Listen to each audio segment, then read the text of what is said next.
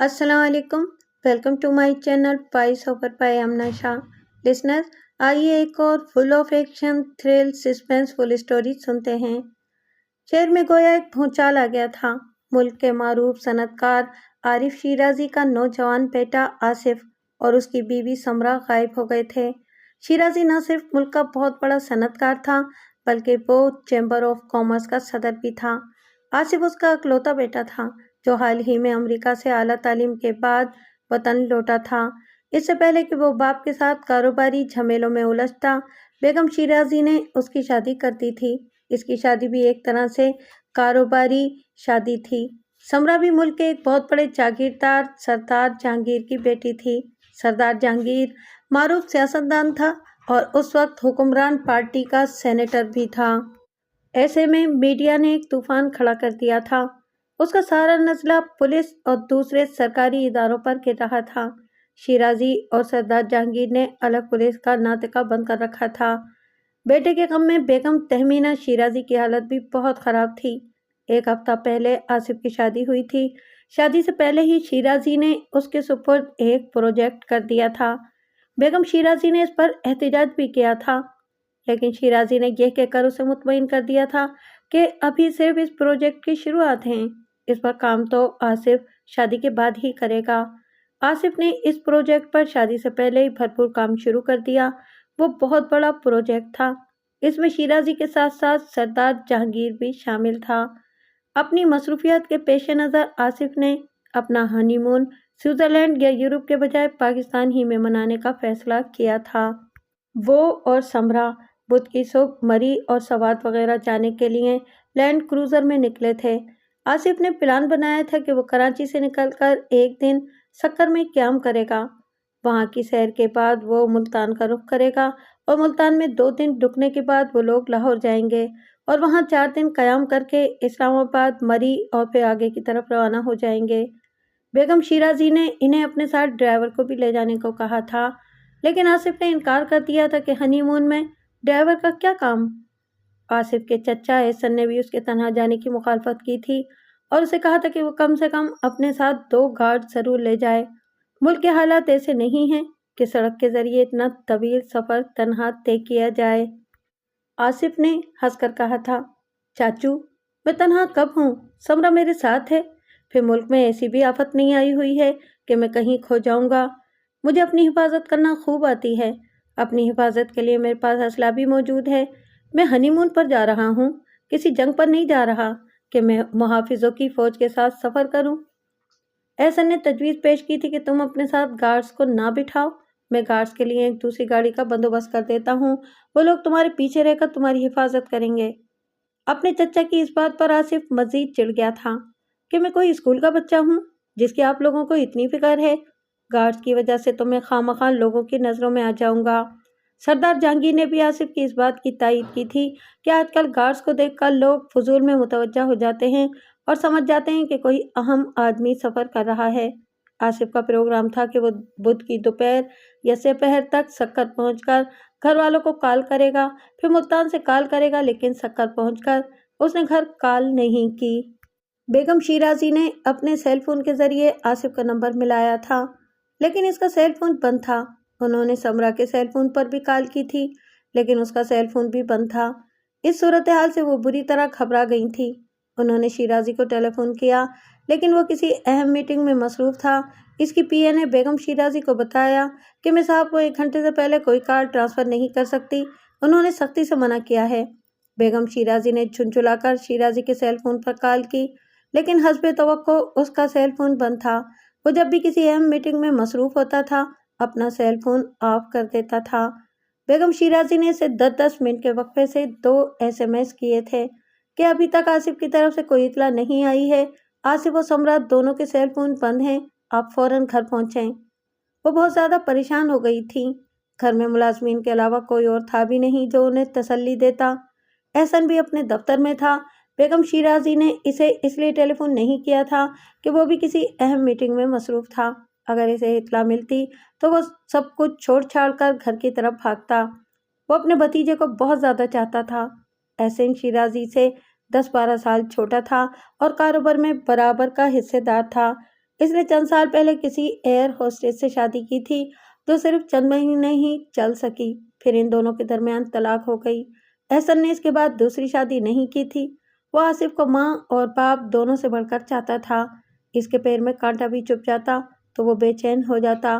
آصف بھی اسے بہت محبت کرتا تھا۔ آخر جب شام کے 7 بج گئے اور آصف کی طرف سے کوئی اطلاع ہی نہیں ملی تو بیگم شیرازی نے احسن کو ٹیلی فون کر دیا۔ آپریٹر نے اسے بتایا کہ صاحب ایک ضروری میٹنگ میں ہیں۔ بیگم شیرازی نے اسے جھڑک دیا اور کہا کہ احسن سے ابھی میری بات کراؤ۔ آپریٹر بیگم شیرازی کو اچھی طرح جانتی تھی۔ وہ یہ بھی جانتی تھی کہ اگر میں نے کال احسن صاحب کو ٹرانسفر نہ کی تو میری ملازمت جا سکتی ہے۔ اس نے فوراً ہی کال احسن کو ٹرانسفر کر دی۔ کیا بات ہے صبا؟ احسن نے چنچلا کر کہا، میں نے تم سے کہا تھا کہ… سر، مسز شیرازی لائن پر ہیں اور وہ بضد ہیں کہ ان سے فوراً آپ کی بات کرائی جائے۔ اچھا، بھابھی کا ٹیلی فون ہے؟ احسن نے کہا۔ بات کراؤ۔ دوسرے ہی لمحے بیگم شیرازی احسن سے بات کر رہی تھیں۔ فون سننے کے بعد احسن نے کہا، حضرات، مجھے ایک ایمرجنسی کی وجہ سے جانا پڑے گا، اس لیے ہم یہ میٹنگ بعد میں کریں گے۔ لیکن ہم لوگ کل شام کی فلائٹ سے ملیشیا جا رہے ہیں۔ میٹنگ میں شریک ایک شخص نے کہا، مسٹر احسن شیرازی، اگر آج کی میٹنگ فائنل نہ ہوئی تو یہ پروجیکٹ آپ کے ہاتھ سے نکل جائے گا۔ تو نکل جائے، احسن نے بے نیازی سے کہا۔ سر، اس سے ہمیں تقریباً 70 کروڑ روپے کا نقصان ہوگا۔ اس کے سیکرٹری نے جھک کر اس کے کان میں کہا۔ ہوا کرے، احسن نے کہا اور بلند آواز میں بولا، gentleman, meeting is over. یہ کہہ کر اس نے اپنا بریف کیس اور لیپ ٹاپ سنبھالا اور میٹنگ کے شرکاء کی طرف دیکھے بغیر میٹنگ روم سے باہر نکل آیا۔ اس کا سیکرٹری اس کے پیچھے پیچھے تھا۔ ٹیلی فون آپریٹر صبا نے حیرت سے احسن کو دیکھا کہ ابھی تو اسے مزید 1 گھنٹہ میٹنگ میں مصروف رہنا تھا۔ اسے کیا ہوا کہ اس نے میٹنگ ختم کیسے کر دی؟ احسن اس کے نزدیک سے گزرا تو وہ احتراماً اپنی جگہ سے کھڑی ہو گئی۔ احسن گھر پہنچا تو بیگم شیرازی اضطراب کے عالم میں ٹہل رہی تھیں۔ ان کے چہرے سے ایسا لگتا تھا جیسے وہ روتی بھی رہی ہوں۔ وہ احسن کو دیکھ کر واقعی رونے لگیں۔ ارے بھابھی، آپ تو بہت جلد گھبرا جاتی ہیں۔ آصف کوئی چھوٹا سا بچہ نہیں ہے۔ اس نے اپنا سیل فون اس لیے بند کر دیا ہوگا کہ دفتر کے لوگ اور اس کے دوست اسے ڈسٹرب نہ کریں۔ اسے آپ سے بات کرنا ہوگی تو وہ اپنا سیل فون آن کر لے گا۔ اس میں اتنی پریشانی کی کیا بات ہے؟ میں آصف کے لیے تو یہ مان سکتی ہوں، بیگم شیرازی نے کہا، لیکن سمرا کا سیل فون کیوں آف ہے؟ اسے تو دفتر والوں کے ٹیلی فون کا کوئی خطرہ نہیں ہے۔ سمرا نے بھی آصف ہی کے کہنے پر ایسا کیا ہوگا۔ آپ جانتی نہیں ہیں کہ سمرا کا باپ سردار جہانگیر اسے جنون کی حد تک چاہتا ہے۔ اس نے 1 گھنٹے بعد ہی سمرا کو کال کرنا شروع کر دی ہوگی۔ آپ پریشان نہ ہوں، ابھی آصف کا ٹیلی فون آ جائے گا۔ میں خود بھی کوشش کرتا ہوں اس سے رابطہ کرنے کی۔ احسن بظاہر تو بیگم شیرازی کو تسلی دے رہا تھا، لیکن وہ خود اس سے بھی زیادہ پریشان تھا کہ اب تک تو آصف کا ٹیلی فون آ جانا چاہیے تھا۔ وہ اگر ٹیلی فون کرنا بھول بھی گیا تھا تو کم سے کم اپنا سیل فون آف تو نہ کرتا۔ اس نے خود بھی آصف کے دونوں نمبروں پر کال کی، لیکن اسے بھی ریکارڈنگ سننے کو ملی کہ آپ کا مطلوبہ نمبر اس وقت بند ہے، برائے مہربانی تھوڑی دیر بعد کوشش کیجیے۔ سمرا کے سیل فون سے بھی یہی ریکارڈنگ سنائی دے رہی تھی۔ احسن بھی کافی پریشان ہو گیا۔ وہ آصف کو ٹوٹ کر چاہتا تھا۔ اب اس کے دل میں برے برے وہم آ رہے تھے کہ کہیں خدا نخواستہ آصف کی گاڑی کسی حادثے کا شکار تو نہیں ہو گئی، یا پھر وہ دونوں کسی اور مصیبت میں تو نہیں پڑ گئے۔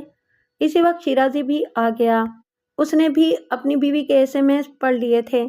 اسے دیکھ کر بیگم شیرازی نے ایک بار پھر رونا شروع کر دیا۔ حوصلہ رکھیں بیگم، شیرازی نے کہا، آپ تو بچوں کی طرح رو رہی ہیں۔ ممکن ہے کہ آصف کی گاڑی خراب ہو گئی ہو۔ اس کی گاڑی کے ساتھ ساتھ کیا سیل فون بھی خراب ہو گیا؟ بیگم شیرازی نے کہا، اسے کم سے کم ہمیں اطلاع تو دینی چاہیے تھی۔ پھر گاڑی تو بالکل نئی ہے اور اسی سال کا ماڈل ہے، اس میں ایسی کیا خرابی ہو سکتی ہے؟ شیرازی جانتا تھا کہ اس کی بیوی درست کہہ رہی ہے، لیکن اس وقت تو سوائے بیگم کو تسلی دینے کے وہ کچھ اور کر بھی نہیں سکتا تھا۔ ان میں سے کسی نے بھی کھانا نہ کھایا نہ چائے پی۔ وہ تینوں اسی پریشانی کے عالم میں ڈرائنگ روم میں بیٹھے ہوئے تھے۔ شیرازی نے اتنا ضرور کیا تھا کہ اپنے سکر کے کاروباری دوستوں کو آصف کی گاڑی کا میک، ماڈل اور رجسٹریشن نمبر بتا کر درخواست کی تھی کہ اگر ایسی کوئی گاڑی وہاں نظر آئے تو مجھے فوراً اطلاع دیں۔ تھوڑی دیر بعد سردار جہانگیر بھی آ گیا۔ اس کے ساتھ سرکاری اور نجی گارڈز کی ایک فوج بھی تھی۔ وہ سندھ کا بہت بڑا جاگیردار تھا۔ پھر موجودہ حکمران پارٹی کا سینیٹر بھی تھا، اس لیے اسے کر و فر دکھانے کا کچھ زیادہ ہی شوق تھا۔ لیکن اس وقت وہ بہت پریشان تھا۔ سمرا اس کی اکلوتی بیٹی تھی۔ بیوی کی موت کے بعد اس نے سمرا ہی کی وجہ سے دوسری شادی نہیں کی تھی۔ اپنی سیاسی مصروفیات سے وہ جتنا بھی وقت نکالتا تھا سمرا کے ساتھ گزارتا تھا۔ وہ اندرون سندھ کے کسی قبیلے کا سردار اور جاگیردار تھا، لیکن کراچی، لاہور اور اسلام آباد میں بھی اس کے بنگلے تھے۔ اس نے بھی کئی دفعہ سمرا اور آصف کا نمبر ٹرائی کیا، پھر مایوس ہو کر بولا، دونوں کے سیل فون بند ہیں۔ میری سمجھ میں نہیں آ رہا ہے کہ کیا کروں، کیا پولیس کو اطلاع دے دوں؟ سردار صاحب، میرے خیال میں ابھی پولیس کو انفارم کرنا مناسب نہیں ہوگا۔ بھائی صاحب نے اپنے سکر کے دوستوں سے رابطہ کیا ہے، پہلے ان کی طرف سے جواب موصول ہو جائے، پھر میں بھی سکر میں اپنے آدمیوں کو فون کرتا ہوں۔ سردار جہانگیر نے کہا، وہ لوگ زیادہ تیزی سے کام کریں گے۔ پھر اس نے جیب سے سیل فون نکالا اور کسی کا نمبر ڈائل کرنے لگا۔ وہ لوگ ابھی تک بھوکے پیاسے بیٹھے تھے۔ اس کا خیال سب سے پہلے شیرازی کے ایک دیرینہ ملازم غلام رسول کو آیا۔ وہ برسوں سے شیرازی کا ملازم تھا۔ اس نے آصف کو گودوں میں کھلایا تھا، اس لیے وہ شیرازی اور بیگم شیرازی سے بلا جھجک بات کر لیا کرتا تھا۔ وہ ٹرالی میں سینڈوچز، برگر، انڈوں کا آملیٹ اور کافی سمیت بہت سے لوازمات لے کر آ گیا اور بولا، صاحب جی، پہلے آپ لوگ کچھ کھا لیں۔ آپ نے صرف ہلکا پھلکا ناشتہ کیا تھا۔ میں جانتا ہوں کہ آپ دفتر میں لنچ بھی نہیں کرتے ہیں، پہلے کچھ کھا لیں، خالی پیٹ تو انسان کا ذہن بھی کام نہیں کرتا۔ نہیں غلام رسول، اس وقت کچھ بھی کھانے کو دل نہیں چاہ رہا ہے، احسن نے کہا۔ صاحب جی، خالی پیٹ تو آپ کچھ بھی سوچ نہیں سکتے، کچھ کھا لیں اور کافی پی لیں۔ اس کے اصرار پر ان لوگوں نے تھوڑا بہت کھایا، ایک ایک کپ کافی پی اور پھر اپنے اپنے ذہن کے گھوڑے دوڑانے لگے۔ میں ایسا کرتا ہوں، احسن نے کہا، خود سکر جاتا ہوں، وہ لوگ بھی سپر ہائی وے سے گئے ہیں، میں بھی اسی راستے سے جاؤں گا، ممکن ہے کہ مجھے کچھ سراغ مل جائے۔ اس کا کوئی فائدہ نہیں ہے احسن، اگر خدا نخواستہ آصف کی گاڑی کو کوئی حادثہ پیش آیا ہوتا تو اب تک ہمیں اطلاع مل چکی ہوتی۔ اس بحث مباحثے میں رات کے 12 بج گئے تو سردار جہانگیر نے کہا کہ میں اب پولیس کو اطلاع دے رہا ہوں۔ کسی نے بھی اس کی مخالفت نہیں کی۔ اس نے اپنا سیل فون نکال کر کوئی نمبر ملایا اور بولا، نثار، میں کون بول رہا ہے؟ وہ درست لہجے میں بولا، بابا ٹیلی فون آئی جی صاحب کو دو، میں سردار جہانگیر بول رہا ہوں۔ اس کے انداز میں پریشانی کے باوجود رونق تھی۔ چند لمحے بعد وہ پھر بولا، ہاں نثار، کیا حال ہیں؟ خیریت نہیں ہے یار، اس نے پریشانی سے کہا اور پھر آئی جی کو سب تفصیل بتا دی۔ میں اس وقت شیرازی صاحب کے گھر میں ہوں۔ ہاں تم ادھر ہی آ جاؤ۔ اس نے سیل فون کا سلسلہ منقطع کر کے شیرازی سے کہا، آئی جی نثار احمد خان ابھی 10 منٹ میں یہاں پہنچ رہا ہے۔ آصف اور سمرا گھر سے نکلے تو موسم بہت ہی خوشگوار تھا۔ آتی سردیوں کے دن تھے، اس لیے موسم میں اس وقت معمولی سی خنکی بھی تھی۔ آصف جانتا تھا کہ کراچی سے نکلتے ہی خنکی بڑھ جائے گی، اس لیے اس نے اپنی جیکٹ اور سمرا کا کوٹ بھی نکال کر عقبی نشست پر رکھ دیا تھا۔ اس نے ہاتھ بڑھا کر DVD پلیئر آن کر دیا۔ گاڑی میں گانے کی آواز گونجنے لگی، ہوش والوں کو خبر کیا، بے خودی کیا چیز ہے۔ سمرا نے ناک چڑھا کر کہا، تم ایسے ری کرنے والے کیسے گانے سن لیتے ہو؟ تمہارے جسم میں تو لگتا ہے کہ کسی 50 سالہ آدمی کی روح ہے۔ اچھا، تم پہلے مجھے کافی پلاؤ، گزشتہ 1 گھنٹے سے ڈرائیونگ کر رہا ہوں، کافی پی کر تمہاری پسند کا کوئی چیختا چنگاڑتا گانا لگا دوں گا، ٹھیک؟ سمرا نے عقبی نشست پر رکھی ہوئی باسکٹ سے کافی کا تھرماس نکالا اور مگ میں کافی نکال کر آصف کو دیتے ہوئے بولی، تم اگر تھک گئے ہو تو کچھ دیر میں ڈرائیونگ کر لیتی ہوں، تم سکون سے کافی پی لو۔ ارے یار، اب میں اتنا بھی نہیں تھکا ہوں، آصف مسکرا کر بولا اور سپر ہائی وے پر مناسب رفتار سے چلتا رہا۔ اس نے گھونٹ گھونٹ کر کے بہت اطمینان سے کافی پی۔ اس دوران میں غزل ختم ہو چکی تھی۔ اس نے کافی کا مگ سمرا کو دیتے ہوئے پلیئر میں دوسری DVD لگا دی۔ گاڑی میں تیز موسیقی گونجنے لگی۔ سمرا گانا سن کر نہ صرف دائیں بائیں جھومنے لگی بلکہ اس نے اسپیکر کی آواز بھی خاصی بلند کر دی۔ موسیقی کی دھمک آصف کو گرا گزر رہی تھی، لیکن وہ سمرا کا موڈ خراب نہیں کرنا چاہتا تھا، اس لیے دل پر اور کانوں پر جبر کر کے وہ دھمک سنتا رہا۔ اچانک انہیں اپنی گاڑی کے عقب میں کسی گاڑی کا تیز ہارن سنائی دیا۔ آصف نے عقبی آئینے میں دیکھا، وہ کوئی پجارو تھی اور اس کے ڈرائیور کو کچھ زیادہ ہی عجلت تھی۔ اس وقت آصف ایک ٹرک کو اوورٹیک کر رہا تھا۔ اس لیے فوری طور پر پجاروں کو راستہ نہیں دے سکتا تھا۔ پجاروں نے ایک مرتبہ پھر ہارن دیا اور ڈرائیور نے ساتھ ہی ڈمپر دے کر اس پر واضح کیا کہ فوراً راستہ دو۔ جنگلی، آصف نے کہا۔ کیا کہہ رہے ہو؟ سمرا اس وقت گانا سننے میں محو تھی۔ کچھ نہیں، اس نے جھنجھلا کر کہا اور رفتار مزید بڑھا کر ٹرک کو اوورٹیک کر لیا۔ پجارو اسے اوورٹیک کر کے آگے نکل گئی۔ آصف پھر اپنی مخصوص رفتار سے چلنے لگا۔ کچھ دور چلنے کے بعد اسے پجارو پھر نظر آئی۔ اس مرتبہ اس کی رفتار سست تھی، لیکن آصف جب اس کے نزدیک پہنچا تو اس نے رفتار مزید سست کر کے اسے آگے نکلنے دیا۔ پھر اچانک آصف کی لینڈ کروزر کو اوورٹیک کیا اور اپنی گاڑی اس کے سامنے کچھ اس انداز میں روکی کہ ان کا راستہ مسدود ہو گیا۔ سمرا نے گھبرا کر کہا، آصف، کون ہیں یہ لوگ؟ آصف نے جھٹکے سے گاڑی روکی تھی تو سمرا کا سر ڈیش بورڈ سے ٹکرا گیا۔ پجاروں میں سے گھیردار شلوار قمیض میں ملبوس خطرناک خلیوں والے دو آدمی اترے۔ ان کے شانوں سے کلاشنکوف چھول رہی تھی۔ آصف کی گاڑی کی طرف بڑھتے ہوئے انہوں نے کلاشنکوف کندھے سے اتار کر ہاتھوں میں پکڑ لی اور ان کا رخ آصف کی طرف کر دیا۔ آصف نے پھرتی سے ڈیش بورڈ کھول کر اپنا ریوالور نکالنے کی کوشش کی، لیکن اس وقت تک وہ دونوں اس کے نزدیک پہنچ چکے تھے۔ ان میں سے ایک آصف کی طرف بڑھا اور دوسری پیسنجر سیٹ کی طرف سے سمرا کی طرف گیا۔ آصف نے شیشہ تھوڑا سا نیچے کر کے کرخت لہجے میں کہا، یہ کیا بدتمیزی ہے؟ تم لوگوں کو سڑک پر چلنے کی بھی تمیز نہیں ہے؟ نیچے اتر، تمیز کا بچہ، ان میں سے وہ آدمی خرا کر بولا جو آصف کی طرف کھڑا تھا۔ اس کے چہرے پر گھنی داڑھی مونچھیں تھیں اور مونچھیں اتنی گھنی تھیں کہ اس کے ہونٹ تک ان میں چھپ کر رہ گئے تھے۔ دوسرے آدمی کا حلیہ بھی لگ بھگ ایسا ہی تھا۔ دونوں درمیانے قد اور گٹھے ہوئے جسموں کے مالک تھے۔ اپنا ہاتھ باہر نکال، آصف کی طرف والے آدمی نے چیخ کر کہا۔ آصف ڈیش بورڈ سے پستول نکال رہا تھا۔ اس کا ہاتھ واپس باہر آ گیا۔ چل باہر نکل، اس نے دوسرا حکم دیا۔ پھر اپنے ساتھی سے بولا، بس چل، اسے بھی نیچے اتار۔ یہ کیا یہیں بیٹھی رہے گی؟ تم لوگ ہو کون اور چاہتے کیا ہو؟ آصف نے جھنجھلا کر اس سے پوچھا۔ جانو، اسے نیچے گھسیٹ کر بتا کہ ہم کون ہیں، بچل نے طنزیہ لہجے میں کہا۔ جانو نے دروازہ کھول کر آصف کو باہر گھسیٹ لیا۔ اسی وقت ہلکی ہلکی بارش شروع ہو گئی۔ باہر نکلتے ہی آصف کو سردی کا شدید احساس ہوا۔ بچل نے سمرا کو بھی بے دردی سے باہر کھینچ لیا۔ سمرا کے حلق سے ایک چیخ برآمد ہوئی، پھر وہ مسلسل چیخنے لگی۔ اسے خاموش کرا بچل، جانو نے چیخ کر کہا اور اپنی آنکھوں سے بارش کا پانی صاف کرنے لگا۔ بارش اب تیز ہو گئی تھی۔ بچل اور جانو انہیں دھکیلتے ہوئے پجاروں کی طرف لے چلے۔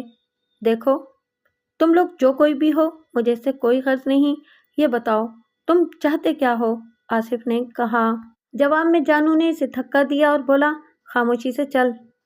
اچھا، گاڑی کی پچھلی سیٹ سے ہمارے کوٹ اور جیکٹ تو اٹھا لو، ورنہ میری بیوی کو سردی لگ جائے گی۔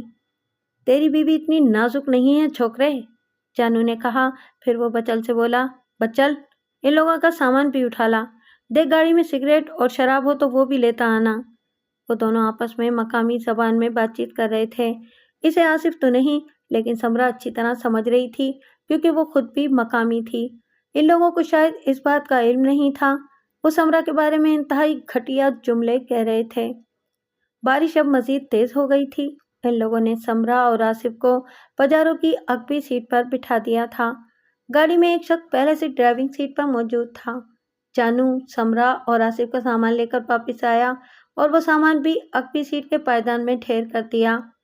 پھر جانو درست لہجے میں بولا، او چھورا، اپنا کوٹ پہن لے اور اپنی عورت کو بھی پہنا دے، ورنہ تم دونوں ہی سردی سے مر جاؤ گے۔ تم لوگ تو ٹھنڈے کمروں میں پیدا ہوتے ہو، سردیوں میں گھر بھی گرم ہوتے ہیں اور گاڑیاں بھی۔ تم لوگوں کو کیا پتا کہ سردی اور گرمی کیا ہوتی ہے؟ اگر یہ مر گئے جانو تو ہمیں کچھ بھی نہیں ملے گا۔ اڑے، یہ بھی کوئی مرغی کے چوزے ہیں کیا؟ ذرا سی ٹھنڈ لگتے ہی مر جائیں گے، جانو نے طنزیہ لہجے میں کہا اور پھر بچل سے بولا، چھوکرے کی آنکھوں پر پٹی باندھ دے۔ کیوں؟ تم ہم لوگوں کو کہاں لے جا رہے ہو؟ آصف نے بوکھلا کر کہا، لیکن جانو نے اس کی آنکھوں پر پٹی باندھ دی۔ اب اسے کچھ دکھائی نہیں دے رہا تھا۔ پھر جانو بولا، چل مولا بخش۔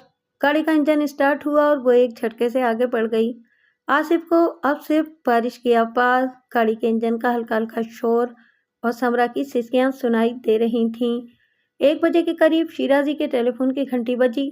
اس نے چونک کر ٹیلی فون سیٹ کی طرف دیکھا اور پھر ریسیور اٹھا لیا۔ ہیلو، کون بول رہا ہے؟ دوسری طرف سے کوئی کرخت لہجے میں بولا۔ میں شیرازی بول رہا ہوں، شیرازی نے جواب دیا۔ بابا میری بات غور سے سن، تیرا بیٹا اور بہو دونوں ہمارے قبضے میں ہیں، پولیس کے پاس جائے گا تو تجھے دونوں کی لاشیں ملیں گی۔ تم ہو کون اور کیا چاہتے ہو؟ شیرازی نے گھبرا کر پوچھا۔ اس کے لیے ہمارے دوسرے فون کا انتظار کر، اس نے کرخت لہجے میں کہا۔ ہم 1 گھنٹے بعد پھر ٹیلی فون کریں گے۔ پھر شیرازی ہیلو ہیلو ہی کرتا رہ گیا اور ٹیلی فون کا سلسلہ منقطع ہو گیا۔ کس کا فون تھا؟ بیگم شیرازی نے پوچھا۔ کیا کہہ رہا تھا؟ کون تھا؟ سردار جہانگیر نے بےتابی سے پوچھا۔ آصف اور سمرا کو اغوا کر لیا گیا ہے، شیرازی نے رک رک کر بھرائی ہوئی آواز میں کہا۔ اغوا کر لیا گیا ہے؟ احسن بپھر کر کھڑا ہو گیا۔ کس کی اتنی جرأت ہے کہ؟ بولنے والا تھا کون؟ سردار جہانگیر نے احسن کی بات کاٹ دی۔ اس نے اپنا نام نہیں بتایا، بس اتنا بتایا کہ آصف و سمرا ہمارے قبضے میں ہیں، پولیس کے پاس مت جانا ورنہ ہم ان دونوں کو مار دیں گے۔ کیا چاہتے ہیں وہ؟ احسن نے بھنا کر پوچھا۔ اس کے لیے اس نے کہا ہے کہ میرے دوسرے ٹیلی فون کا انتظار کرو، وہ 1 گھنٹے بعد دوبارہ کال کرے گا۔ شیرازی سائیں، بولنے والا لہجے سے کیسا لگ رہا تھا؟ میرا مطلب ہے کہ پڑھا لکھا یا؟ وہ لہجے سے انتہائی جاہل لگ رہا تھا اور شاید سندھی تھا۔ سندھی تھا؟ سردار جہانگیر نے چونک کر کہا۔ بابا اب ٹیلی فون آئے تو مجھ سے بات کرانا۔ وہ سب پھر بیٹھ کر انتظار کرنے لگے۔ اچانک احسن نے اپنا سیل فون نکالا اور بولا، میں اپنے دوست SSP مظہر کو کال کرتا ہوں، وہ کرائمز برانچ میں ہوتا ہے۔ اور احسن صاحب، میں پہلے ہی IG کو کال کر چکا ہوں، وہ ابھی۔ اس کی بات ادھوری رہ گئی، اس کے سیل فون کی گھنٹی بجنے لگی تھی۔ سردار جہانگیر نے اپنا سیل فون نکالا اور اسکرین پر نظر ڈال کر بولا، ہاں نثار، کوئی اطلاع؟ اچھا، کہاں؟ گاڑی کا نمبر؟ پھر وہ شیرازی سے بولا، سائیں آصف کی لینڈ کروزر کا نمبر کیا ہے؟ شیرازی نے اسے سوچ سوچ کر نمبر بتایا۔ سردار جہانگیر نے وہی نمبر سیل فون پر دہرا دیا۔ اچھا، ہاں، لینڈ کروزر ہے، ہم لوگ آئیں کیا؟ اچھا، اس نے سیل فون کا سلسلہ منقطع کر دیا۔ پھر وہ شیرازی سے بولا، سائیں، آصف کی گاڑی پولیس کو سپر ہائی وے پر تھانہ بلا خان کے نزدیک ملی ہے، اغوا کرنے والے انہیں وہیں سے اغوا کر کے لے گئے ہیں۔ کون لے گئے ہیں؟ بیگم شیرازی نے سوال کیا۔ بھابھی، اگر یہ معلوم ہوتا تو پولیس اب تک ان کی گردن پکڑ چکی ہوتی، لیکن آپ فکر مت کریں، IG نے پورے علاقے کی پولیس کو الرٹ کر دیا ہے، اس نے جگہ جگہ سڑک کی ناکہ بندی کر دی ہے، اغوا کرنے والے زیادہ دور نہیں جا سکیں گے۔ ہمیں یہ بھی تو معلوم نہیں کہ ان لوگوں کو کس وقت اغوا کیا گیا ہے، احسن نے کہا۔ اگر انہیں 2-3 گھنٹے پہلے بھی اغوا کیا گیا ہے تو اغوا کرنے والے اب تک سندھ کی حدود سے باہر نکل چکے ہوں گے۔ وہ پاکستان سے باہر تو نہیں جا سکتے، سردار جہانگیر نے کہا۔ میں ابھی پنجاب پولیس کے IG سے بھی رابطہ کرتا ہوں، وہ پنجاب میں بھی جگہ جگہ ناکہ بندی کرا دے گا، اغوا کرنے والے انہیں کہاں تک لے کر بھاگیں گے؟ لیکن جہانگیر بھائی، بیگم شیرازی نے کہا، اس نے کہا تھا کہ پولیس کو اطلاع مت دینا، ورنہ۔ آپ پریشان نہ ہوں بھابھی، جہانگیر نے کہا، اغوا کرنے والے ایسی دھمکیاں تو دیتے ہی ہیں، اب دیکھتے ہیں کہ وہ چاہتے کیا ہیں۔ وہ سب پھر خاموشی سے انتظار کرنے لگے۔ اچانک کسی کے سیل فون کی گھنٹی بجی۔ احسن نے اپنی جیب سے ٹیلی فون نکالا، اسکرین پر نظر ڈالی، پھر سرد لہجے میں بولا، ہیلو یار، اس وقت میں بہت ٹینشن میں ہوں، صبح بات کرنا۔ یار، میرے بھتیجے اور اس کی بیوی کو اغوا کر لیا گیا ہے، پولیس؟ ہاں، پولیس انہیں تلاش کر رہی ہے، چلو صبح بات ہوگی۔ اس نے سلسلہ منقطع کر کے ٹیلی فون جیب میں رکھ لیا۔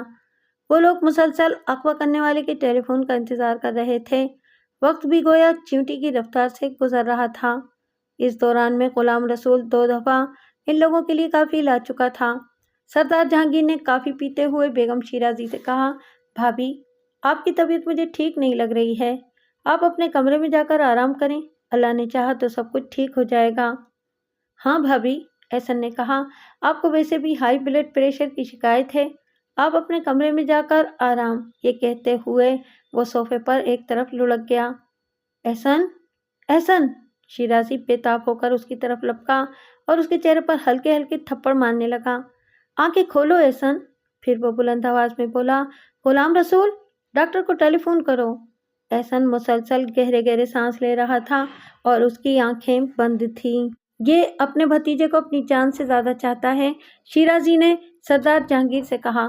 شاید اسی صدمے سے فوراً ہی ڈاکٹر بھی آ گیا۔ وہ نزدیکی بنگلے میں رہتا تھا۔ اس نے احسن کا معائنہ کیا اور بولا، انہیں کوئی شدید صدمہ پہنچا ہے، میں انہیں انجیکشن دے دیتا ہوں، انہیں مکمل آرام کی ضرورت ہے۔ صدمہ تو ہوگا ڈاکٹر صاحب، شیرازی نے جواب دیا، کسی نے میری بہو اور بیٹے کو اغوا کر لیا ہے۔ ارے یہ کب ہوا؟ آج ہی، شیرازی نے مختصر جواب دیا۔ آپ تو برسوں سے ہمارے فیملی ڈاکٹر ہیں، جانتے ہی ہوں گے کہ احسن آصف کو کتنا چاہتا ہے۔ میں جانتا ہوں، ڈاکٹر نے کہا، ویسے مجھے بھی اس خبر سے بہت صدمہ پہنچا ہے۔ اللہ اپنا رحم کرے شیرازی صاحب۔ ڈاکٹر کچھ دیر رسمی باتیں کرنے کے بعد وہاں سے چلا گیا۔ احسن کو ملازمین کی مدد سے اس کے بیڈ روم میں شفٹ کر دیا گیا۔ شیرازی اور سردار جہانگیر کے اصرار پر بیگم شیرازی بھی اپنے کمرے میں چلی گئیں۔ اغوا کرنے والے کے وقت کے مطابق 1 گھنٹہ ہو چکا تھا، لیکن ابھی تک ٹیلی فون خاموش تھا۔ پھر 25 منٹ مزید گزر گئے۔ اچانک شیرازی کے سیل فون کی گھنٹی بجنے لگی۔ شیرازی نے چونک کر سینٹر ٹیبل پر پڑا ہوا سیل فون اٹھایا اور نمبر دیکھ کر کچھ الجھ گیا اور بڑبڑایا، نہ جانے کس کا نمبر ہے۔ مجھے دیں سائیں، سردار جہانگیر نے کہا، مجھے لگتا ہے کہ یہ انہی لوگوں کی کال ہوگی۔ اس نے سیل فون شیرازی سے لے لیا اور اسے کان سے لگا کر بولا، ہیلو، کون بول رہا ہے؟ شیرازی۔ دوسری طرف سے کسی نے درست لہجے میں کہا، ہاں میں شیرازی بول رہا ہوں۔ سردار جہانگیر نے کہا، تم نے آخر میری بات نہیں مانی اور پولیس کو اطلاع دے دی؟ دوسری طرف سے بولنے والے نے کہا، پولیس کو اطلاع تمہاری کال آنے سے پہلے دے دی گئی تھی۔ سردار جہانگیر نے سندھی میں کہا، تم کیا چاہتے ہو؟ پولیس کی بات چھوڑو، پولیس تو ویسے بھی ناکارہ ہے۔ ٹیلی فون شیرازی کو دو۔ دوسری طرف سے کرخت لہجے میں گیا، تم شیرازی نہیں ہو، شیرازی کی طبیعت خراب ہو گئی ہے، تم مجھ سے بھی بات کر سکتے ہو۔ اچھا، دوسری طرف سے کہا گیا، تو پھر سنو، ہمیں 15 کروڑ روپے ادا کرو اور اپنے بچوں کو لے جاؤ۔ 15 کروڑ؟ سردار جہانگیر نے حیرت سے کہا، اسی لیے تو کہہ رہا ہوں کہ تم ٹیلی فون شیرازی کو دو۔ شیرازی نے سیل فون اس سے لے لیا اور بولا، ہاں بولو، ہمیں 24 گھنٹے کے اندر اندر 15 کروڑ روپے چاہیے۔ اتنی جلدی میں اتنی بڑی رقم کا بندوبست کیسے کر سکتا ہوں؟ شیرازی نے کہا، یہ بات تم کہہ رہے ہو؟ دوسری طرف سے طنزیہ لہجے میں کہا گیا، شکر کرو میں نے تم سے 30 کروڑ نہیں مانگے، ورنہ تم وہ بھی دے سکتے ہو۔ میں 15 کروڑ روپے دے سکتا ہوں، لیکن یہ 24 گھنٹے میں تو ممکن نہیں ہے۔ بابا کچھ بھی کرو، ہمیں 24 گھنٹوں کے اندر رقم چاہیے، ورنہ اپنے بچوں کو بھول جاؤ۔ یہ کہہ کر اس نے سلسلہ منقطع کر دیا۔ اسی وقت پھر شیرازی کے سیل فون کی گھنٹی بجی۔ اس نے چونک کر اسکرین کی طرف دیکھا اور پھر بولا، ہیلو، جی آئی جی صاحب؟ ہاں، ان لوگوں کی کال آئی تھی، میرے سیل فون پر کال کی تھی ان لوگوں نے۔ ٹھیک ہے، میں انتظار کر رہا ہوں۔ کیا کہہ رہا تھا آئی جی؟ سردار جہانگیر نے پوچھا۔ وہ کہہ رہا تھا کہ میں نے آپ کے تینوں لینڈ لائن نمبر آبزرویشن پر لگا دیے ہیں، اب مجھے آپ کے گھر کے تمام سیل فون بھی آبزرویشن پر لگانا پڑیں گے۔ وہ ابھی کچھ دیر میں یہاں پہنچ رہا ہے۔ اسی وقت بیگم شیرازی ڈرائنگ روم میں داخل ہوئیں اور بولیں، بچوں کا کچھ پتہ چلا؟ ہاں، ان لوگوں کا ٹیلی فون آیا تھا، آصف اور سمرہ خیریت سے ہیں۔ سردار جہانگیر جلدی سے بولا، ان لوگوں کو تاوان چاہیے بھابھی، ایسے لوگ صرف تاوان لیتے ہیں، کسی کو نقصان نہیں پہنچاتے۔ یہ بات کہتے ہوئے سردار جہانگیر کا لہجہ کھوکھلا تھا۔ وہ جانتا تھا کہ بعض اوقات اغوا کنندگان تاوان لینے کے بعد بھی مقویوں کو زندہ نہیں چھوڑتے، لیکن سب معاملات میں ایسا نہیں ہوتا۔ اس نے تمام منفی خیالات کو ذہن سے جھٹک دیا۔ داماد کے ساتھ ساتھ اس کی بیٹی کی زندگی بھی داؤ پر لگی ہوئی تھی۔ ان لوگوں نے کتنا تاوان مانگا ہے؟ بیگم شیرازی نے پوچھا۔ ان کے چہرے سے لگ رہا تھا کہ وہ اپنے کمرے میں جا کر بھی سوئی نہیں ہیں، بلکہ جاگتی رہی ہیں۔ وہ لوگ 15 کروڑ مانگ رہے ہیں، شیرازی نے کہا۔ تو دے دیں، بیگم شیرازی نے کہا۔ 15 کروڑ بچوں کی جان سے زیادہ تو نہیں؟ بھائی، کچھ 24 گھنٹے کے اندر اندر رقم مانگ رہے ہیں، اتنی جلدی میں رقم کیسے دے سکتا ہوں؟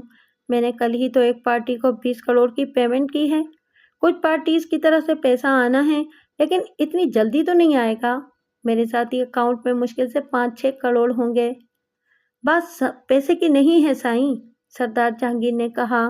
15 کروڑ تو میں بھی دے سکتا ہوں، पहले ये तो मालूम हो कि वो पैसे कहाँ लेंगे और बच्चों को कहाँ पहुंचाएंगे। इसी वक्त एहसन ऊपर से नीचे की तरफ आया।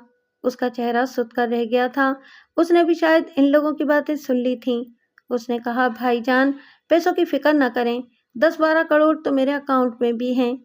इसी वक्त गुलाम रसूल ने आकर बताया कि आईजी साहब आए हैं, तो इन्हें अंदर ले आओ। शिराजी ने नागवारी से कहा। थोड़ी देर बाद आईजी अंदर दाखिल हुआ और बोला, शिराजी साहब, आपको जहमत तो होगी, लेकिन मुझे आपका एक कमरा चाहिए। कमरा चाहिए? एहसन ने हैरत से कहा। हाँ, मैं इस कमरे में अपना मॉनिटरिंग सेल लगाऊंगा। मॉनिटरिंग और आईटी की टीम मेरे साथ है। हमारी गाड़ी में तमाम ज़रूरी सामान मौजूद है। आइए मैं आपको कमरा दिखा दूं, शिराजी ने उठते हुए कहा और आईजी के साथ बाहर निकल गया। जहांगीर भाई, पुलिस की वजह से कहीं वो लोग आसिफ और समरा को नुकसान न पहुंचा दें, बेगम शिराजी ने कहा। इन्हें कैसे मालूम होगा कि पुलिस क्या कर रही है और ये कराची है? जहांगीर ने कहा। इन लोगों को सब मालूम हो जाता है सरदार साहब, एहसन ने कहा। किसी भी अगवा की वारदात से पहले अच्छी तरह मालूमात करते हैं ये। मखबियों के मामूलात मालूम करते हैं, पूरा होमवर्क करने के बाद ही वारदात करते हैं। मुझे तो शुबा है कि हमारे इर्द गिर्द भी इन लोगों का कोई मुखबिर मौजूद है। पुलिस सब कुछ मालूम कर लेगी, सरदार जहांगीर ने कहा। रात तो आईजी साहब अपने दूसरे इंतजामात में मसरूफ थे। अभी वो घर के दूसरे मुलाजमीन के बयानात भी लेंगे। थोड़ी देर बाद आईजी और शिराजी वापस ड्राइंग रूम में आए। शिराजी ने आईजी से कहा, आप फिक्र मत करें, मैं 10 मिनट के अंदर अंदर इस कमरे से तमाम सामान हटवा दूंगा। फिर वो बेगम शिराजी से बोले, मैंने इस मकसद के लिए इन्हें गेस्ट रूम दे दिया है। वो कमरा खासा कुशादा है। मैंने गुलाम रसूल से कह दिया है कि इसे अभी खाली करा दो। आईजी साहब वहाँ अपना मॉनिटरिंग सेल बनाएंगे, ट्रैकर लगाएंगे और रिकॉर्डिंग का बंदोबस्त करेंगे। इंस्पेक्टर इकराम यहाँ रहेगा, आईजी ने कहा। वो आईटी और ट्रैकिंग का माहिर है। आपके इस्तेमाल में जितने भी सेल फोन्स हैं, इन सब के नंबर मुझे लिखवा दें। मैं वो सारे नंबर ऑब्जर्वेशन पर लगवा दूंगा और ट्रैकिंग के जरिए अगवा करने वालों के ठिकाने की निशानदही भी हो जाएगी। गुलाम रसूल आईजी के लिए कॉफ़ी बना लाया था। आईजी ने कॉफ़ी ख़त्म की ही थी कि एक इंस्पेक्टर ने आकर इसे सैल्यूट किया और बोला, सर, मुझे वो तमाम टेलीफोन नंबर्स दे दें जो ऑब्जर्वेशन पर लगाना है। मैं अभी 10 मिनट में काम शुरू कर दूंगा। शिराजी ने अपनी बेगम गुलाम रसूल का सेल फोन नंबर एक पैड पर लिखा। फिर इसे कुछ ख्याल आया और बोला, सरदार साहब, आप भी अपना नंबर दे दें। मुमकिन है कि वो लोग आपसे भी रब्ता करें। और एहसन, तुम भी अपना नंबर बता दो। फिर वो ठटक कर बोले, ओहो, मेरा दिमाग भी माऊफ हो रहा है। आप लोगों के नंबर्स मेरे पास भी तो हैं। होता है साईं, होता है, सरदार जहांगीर ने कहा और अपना नंबर बता दिया। एहसन ने भी अपना नंबर दोहरा दिया। नंबरों की वो लिस्ट आईजी ने इंस्पेक्टर के हवाले की। फिर सरदार जहांगीर से बोला, सर, मैं क्राइम्स ब्रांच के एक एसएसपी को ये केस दे चुका हूँ। वो अभी थोड़ी देर में यहाँ पहुँच जाएगा। बहुत ही ज़हीन और असूल पसंद ऑफिसर है। इससे पहले भी बहुत से केस हल कर चुका है। वो लोग एक ऐसे कमरे में कैद थे जिसकी दीवारें पुख्ता ईंटों की थीं, लेकिन छत शहतीरों के जरिए मट्टी और गारे से बनाई गई थी। कमरे में सिर्फ एक ही दरवाज़ा था जिसे इन लोगों ने बंद कर दिया था। कमरे का फर्श भी कच्चा था, इस पर तिरपाल बिछा हुआ था। पाल के इस ढेर पर इन लोगों ने मैली सी एक दरी डाल दी थी। इन लोगों ने अब तक वही सैंडविचेस और बर्गर वगैरह खाए थे जो कराची से अपने साथ लेकर चले थे। थर्मास में थोड़ी सी काफ़ी भी थी। आसिफ को अब भूख लग रही थी। समरा का हाल तो इससे भी बुरा था। इसने तो इस वक्त भी एक सैंडविच ही खाया था। आसिफ, समरा ने कहा, क्या ये लोग हमें मार देंगे? इनकी हमसे क्या दुश्मनी है जो ये हमें मार देंगे? तो फिर हमें यहाँ इस तरह क्यों लाए हैं? मेरा ख्याल है कि इन लोगों ने हमें तावान के लिए अगवा किया है। ये डैड से रकम का मुतालबा करेंगे, फिर पैसे लेके हमें छोड़ देंगे। टाइम क्या हुआ है? समरा ने पूछा। मेरे हाथ तो पुश्त की तरफ बंधे हैं, मैं टाइम कैसे देख सकता हूँ? मेरा ख्याल है कि इस वक्त रात के 2 तो बज ही चुके होंगे। अगर ऐसी बात होती तो ये अब तक इनसे कैश की डिमांड कर चुके होते, समरा ने कहा। अभी तक तो इन्होंने कोई डिमांड की ही नहीं है। हमें कैसे मालूम हो सकता है कि उन्होंने डिमांड की है या नहीं? आसिफ ने कहा। फिर कुछ सोचकर बोला, ये पता नहीं कौन सी जगह है। इनकी गाड़ी में हमने 5-6 घंटे का सफ़र तो किया होगा। मुझे तो ये कोई जंगल लगता है, समरा ने कहा। देखा नहीं था कि गाड़ी कैसे ऊंचे नीचे और नाहमवार रास्तों पर चल रही थी। अचानक कमरे का दरवाजा खुला और सफेद शलवार कमीज में मलबूस एक शख्स अंदर दाखिल हुआ। वो अपने चेहरे और चाल ढाल से पढ़ा लिखा और माकूल आदमी लग रहा था। इसका रंग गोरा था और बालों की रंगत ब्राउन थी। इसके पैरों में चमड़े की कीमती चप्पल थी, जिसमें से उसके साफ सुथरे पांव झांक रहे थे। इससे अंदाजा होता था कि वो शख्स खासा नफीस है। उसने कमरे में दाखिल होकर अपनी जेब से किसी गैर मुल्की ब्रांड का सिगरेट निकाला और उसे कीमती लाइटर से सुलगाकर मुंह से धुआं खारिज करते हुए बोला, आप लोगों को यहाँ कोई तकलीफ तो नहीं है? इसी वक्त कमरे में जानू दाखिल हुआ। उसके हाथ में हस्बे मामूल क्लाशिनकोव थी। हाँ, हम तो यहाँ बहुत मज़े से हैं, 5 स्टार होटल के मज़े लूट रहे हैं। क्या मेरे आदमियों ने आप लोगों के साथ कोई बदतमीजी या ज्यादती की है? वो मासूमियत से बोला, कोई ज्यादती नहीं की, बस मेरी कमर पर 10-12 लातें मारी हैं, मुंह पर कई जोरदार थप्पड़ मारे हैं, गालियां दी हैं और मुझे बांधकर यहाँ डाल दिया है। मेरी बीवी के साथ भी इन लोगों ने बहुत ही अच्छा सलूक किया है। इसके बाल पकड़ के घसीटा है, इसे धक्के दिए हैं, इसे नाजेबा अल्फाज से नवाजा है और इसके मुंह पर भी 2-4 थप्पड़ मारे हैं। बस इसके अलावा कुछ नहीं किया। ज्यादा तंज करने की जरूरत नहीं है। वो माकूल नजर आने वाला शख्स अचानक दुरुस्त लहजे में बोला और इसका नर्म चेहरा करख्त हो गया। तुम लोग तो शुक्र करो कि मेरे आदमियों ने तुम पर तशद्दुद नहीं किया, तुम्हें गाड़ी में यहाँ तक लाए, वरना हम मखमियों को मीलों ऊंचे नीचे रास्तों पर पैदल चलाते हैं। इनमें से कोई जरा भी सुस्ती दिखाए तो इसकी कमर पर राइफल का बट पड़ता है। तुम्हारे साथ तो कुछ भी नहीं किया है। हाँ, अगर तुम इसी तरह बकवास करते रहे तो तुम्हारे साथ भी वही सलूक होगा जो दूसरों के साथ होता रहा है। तुमने मेरी डैड से कितना तावान मांगा है? मैंने इनसे सिर्फ 15 करोड़ रुपए मांगे हैं। अगर उन्होंने 24 घंटे के अंदर अंदर हमारी डिमांड पूरी न की तो फिर तुम्हारी जिंदगियों की भी कोई जमानत नहीं दी जा सकती। उसने कलाई पर बंधी हुई कीमती घड़ी में वक्त देखा, फिर जेब से सेलफोन निकालकर इसमें दूसरी सिम डाली और कोई नंबर डायल कर दिया। दूसरी तरफ से शायद फौरन ही रिसीवर उठा लिया गया था। हेलो शिराजी, फिर तुमने क्या फैसला किया? रकम कब तक दे रहे हो? क्या बकवास करते हो तुम? इस रकम की तुम्हारे लिए क्या हकीकत है? ये बहुत पुराने बहाने हैं सेठ साहब। अच्छा, चलो मैं तुम्हें 1 दिन की मोहलत और दे देता हूँ। अच्छा, कल हफ्ता है, फिर तो बात पीर पर गई। इतना वक्त कैसे दे दूँ? अच्छा, इसकी एक शर्त है, लेट फीस 1 करोड़ रुपया, लेकिन इस पर ज्यादा मोहलत नहीं मिलेगी। इस वक्त तक बंदोबस्त ना हो तो अपने बच्चों की लाशें उठा लेना, इन्हें कौमी शायरा पर कहीं भी फेंक दूंगा। मैं तुम्हें इतवार की रात को कॉल करूंगा। इसी वक्त बताऊंगा कि तुम्हें रकम कहाँ पहुंचाना है और तुम्हारा बेटा और बहू तुम्हें कहाँ से मिलेंगे। हाँ, दोनों खैरियत से हैं। लो बात कर लो। उसने सेलफोन आसिफ के कान से लगा दिया। हेलो डैड, आसिफ ने कहा। हेलो बेटा, तुम खैरियत से तो हो ना? जी डैड, मैं खैरियत से हूँ, आसिफ ने कहा। इन लोगों ने तुम्हें कोई तकलीफ तो नहीं दी ना? नहीं डैड, हम लोग बहुत आराम से हैं, आसिफ ने कहा। समरा कहाँ है? शिराजी ने पूछा। वो भी यहीं मेरे साथ है। जरा समरा से बात करा दो, सरदार साहब इससे बात करेंगे। मैं इन लोगों से। इसका जुमला अधूरा रह गया क्योंकि सफ़ेद कपड़े वालों ने इसी वक्त सेलफोन उसके कान से हटा दिया था। मेरी बीवी की बात भी करा दो, इसके बाबा भी वहाँ मौजूद हैं। ये कोई पीसीओ नहीं है, जानू कुर्राकर बोला। जानू इस लड़की की बात भी करा दे, इस शख्स ने कहा। इसका बाप भी बहुत बेचैन है। जानू ने सेलफोन समरा के कान से लगाया और इसे दहशतज़दा करने के लिए गन उसकी कनपट्टी पर रख दी। हेलो बाबा, समरा ने भराई हुई आवाज में कहा और फिर बुरी तरह रोने लगी। रो मत बेटा, सरदार जहांगीर ने कहा। अभी तेरा बाप जिंदा है। मुझे एक दफ़ा मालूम हो जाए कि ये किस इलाके के डाकू हैं तो मैं इन्हें ज़मीन की तह में से भी खोद कर निकाल लूँगा। बाबा साईं।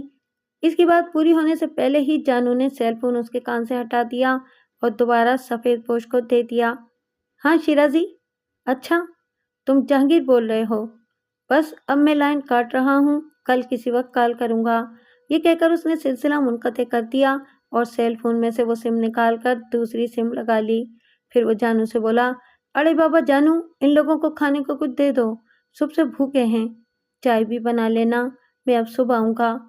जी साईं, जान मोहम्मद ने मुअद्दब लहजे में कहा اور سفید پوش وہاں سے باہر نکل گیا۔ انسپکٹر اکرم بہت پرجوش انداز میں اندر داخل ہوا اور بولا، سر، ابھی جو ٹیلی فون کال آئی تھی وہ اس حد تک ٹریس ہو گئی ہے کہ اغوا کرنے والے سندھ ہی میں ہیں۔ وہ دوبارہ کال کریں گے تو لوکیشن مزید واضح ہو جائے گی۔ سندھ تو بہت بڑا ہے، سردار جہانگیر نے سرد لہجے میں کہا۔ یہ تو ہم بغیر ٹریکنگ کے بھی بتا سکتے ہیں کہ وہ لوگ سندھ میں کہیں ہیں۔ سر، ابھی کچھ واضح نہیں ہے، موسم بھی خراب ہے، کبھی سگنل آ رہے تھے کبھی نہیں آ رہے تھے۔ وہ لوگ کسی ایسے علاقے میں ہی ہو سکتے ہیں جو سندھ کے نزدیک ہو، جیسے رحیم یار خان، صادق آباد۔